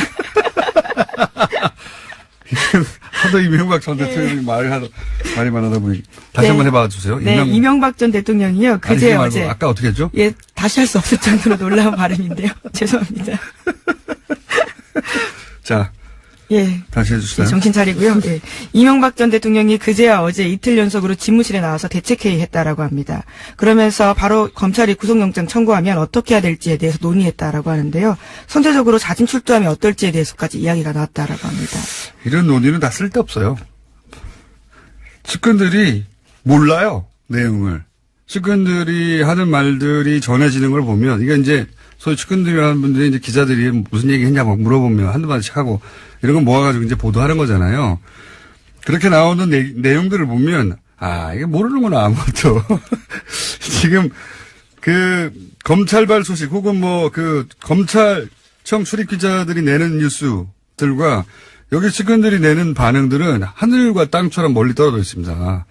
여기서는 이미 이학수 부장 전 부회장한테 가가지고 그거 돈 남은 거 받아와 이런 얘기 나오고 있는데 여기서는 그 돈은 상관없는 돈이다. 검찰 다음 패를 보고 갑자기 출두하자 뭐 이런 전략들 사정을 모르고 하는 소리거든요. 이거 예전에 박지원 대표가 구세해서 굉장히 크게 성공했던 전략이에요. 검찰이 계속 소환하고 있는데 언제 가겠다 말 안 하고 갑자기 아침에 가버렸어요. 깜짝 출석을 한 거죠. 그러니까 검찰이 소환을 한다고 하면서 안 올 거라고 생각하고 방심하는 틈 사이에 아침에 그냥 가버렸거든요. 그러니까 오긴 왔어요. 가라고 할 수는 없잖아요. 본인들이 불렀으니까. 그럼 준비가 돼 있어야 될 거 아닙니까? 준비가 안 돼 있어가지고 결국은 제대로 조사 못하고 보내버렸어요. 그래서 박지원 전 대표의 대승으로 끝난 사건이 있습니다, 과거에. 근데, 이번에는 그게 안 통하는 게 워낙 오랫동안 탄탄하게 검찰이 준비해왔어요. 그러니까, 다 말도 안 되는 소리입니다, 이거. 네, 구체적인 좀 더 내용이 나왔다고 하는데요. 이에 대해서 삼성 대납 관련해서는요, 미국 정부 대상으로 로비한 프로젝트 수행행 관계이기 때문에 거기에 들어간 돈이다라는 주장도 나왔다고 합니다. 이게 소송 대행비가 아니라는 거죠. 예. 어쨌든, 이 대응은 측근 취재할 필요가 별로 없다. 자, 하나만 더 하죠. GM 얘기가 어제 또 나왔으니까. 예? 네, GM이 어제 한국 공장의 연간 생산량을 50만 대 수준으로 유지하겠다라고 밝혔는데요. 국회에 찾아가서 밝힌 이야기입니다. 그러면서 신차 2종의 배정 계획도 밝혔는데 신제품이 만들어진다면 부평 공장과 창원 공장에 신제품 투입될 가능성이 높다라고 합니다. 이건 말이죠. GM의 철저한 양손에 떡 다 주고 싶은 전략이에요. 이게 지금 일단 군산공장을 폐쇄한다 무조건. 이거 결정한 그걸 거예요. 제약인 했습니다. 네. 어제도요. 했어요. 근데 미국에서는 지금 공장을 GM이 3천억짜리 투자합니다. 여기는 닫고 거기다 지어요. 예. 그리고 한국엔 돈 달라는 거 아닙니까? 우리가 정부 지원을 이끌어내려고 하는 건데요. 그러니까 여기는 폐쇄한다고 하면서 협박을 하면서 안 그러면 떠난다. 여기만 닫는 게 아니라 미국에는 돈이 없는 게 아니에요. 미국에는 공장을 지어요. 그리고 이제 돈을 만약에 받는다. 그럼 미국의 폐쇄에서 옮기는 이 공장 투자 관련해서 트럼프 대통령으로부터 지원을 엄청 끌어내겠죠. 예. 세제 혜택이라든가. 그리고 한국에서 돈을 또 받는다. 돈을 받아서 좀 이따 저는 철수할 거라고 봅니다. 한 2년 있다가. 예. 다른 나라에서도 그랬거든요. 그러니까 최대한 양쪽으로부터 돈을 끌어내는 양손의 떡 전략이다. GM이. 아주 얄밉죠. 우리 입장에서 보면. 자, 여기서 말씀드렸던 미국 연결해서 미국의 이 통상 압력을 어떻게 바라봐야 될지 한번 짚어보겠습니다. 미국의 시민참여센터 김동석 상임이사 연결됐습니다. 안녕하십니까? 네, 안녕하세요, 공장장님. 네, 오랜만입니다. 네네, 네. 이제 트럼프의 그 통상 압력 드라이브가 미국에 있는 중간선거 때문이다. 이러한 분석은 우리 언론에서도 이제 나오고 있긴 합니다. 그럼 우선 이 중간선거가 왜 트럼프에게 그렇게 중요합니까? 아시겠지만은 트럼프 대통령 될 때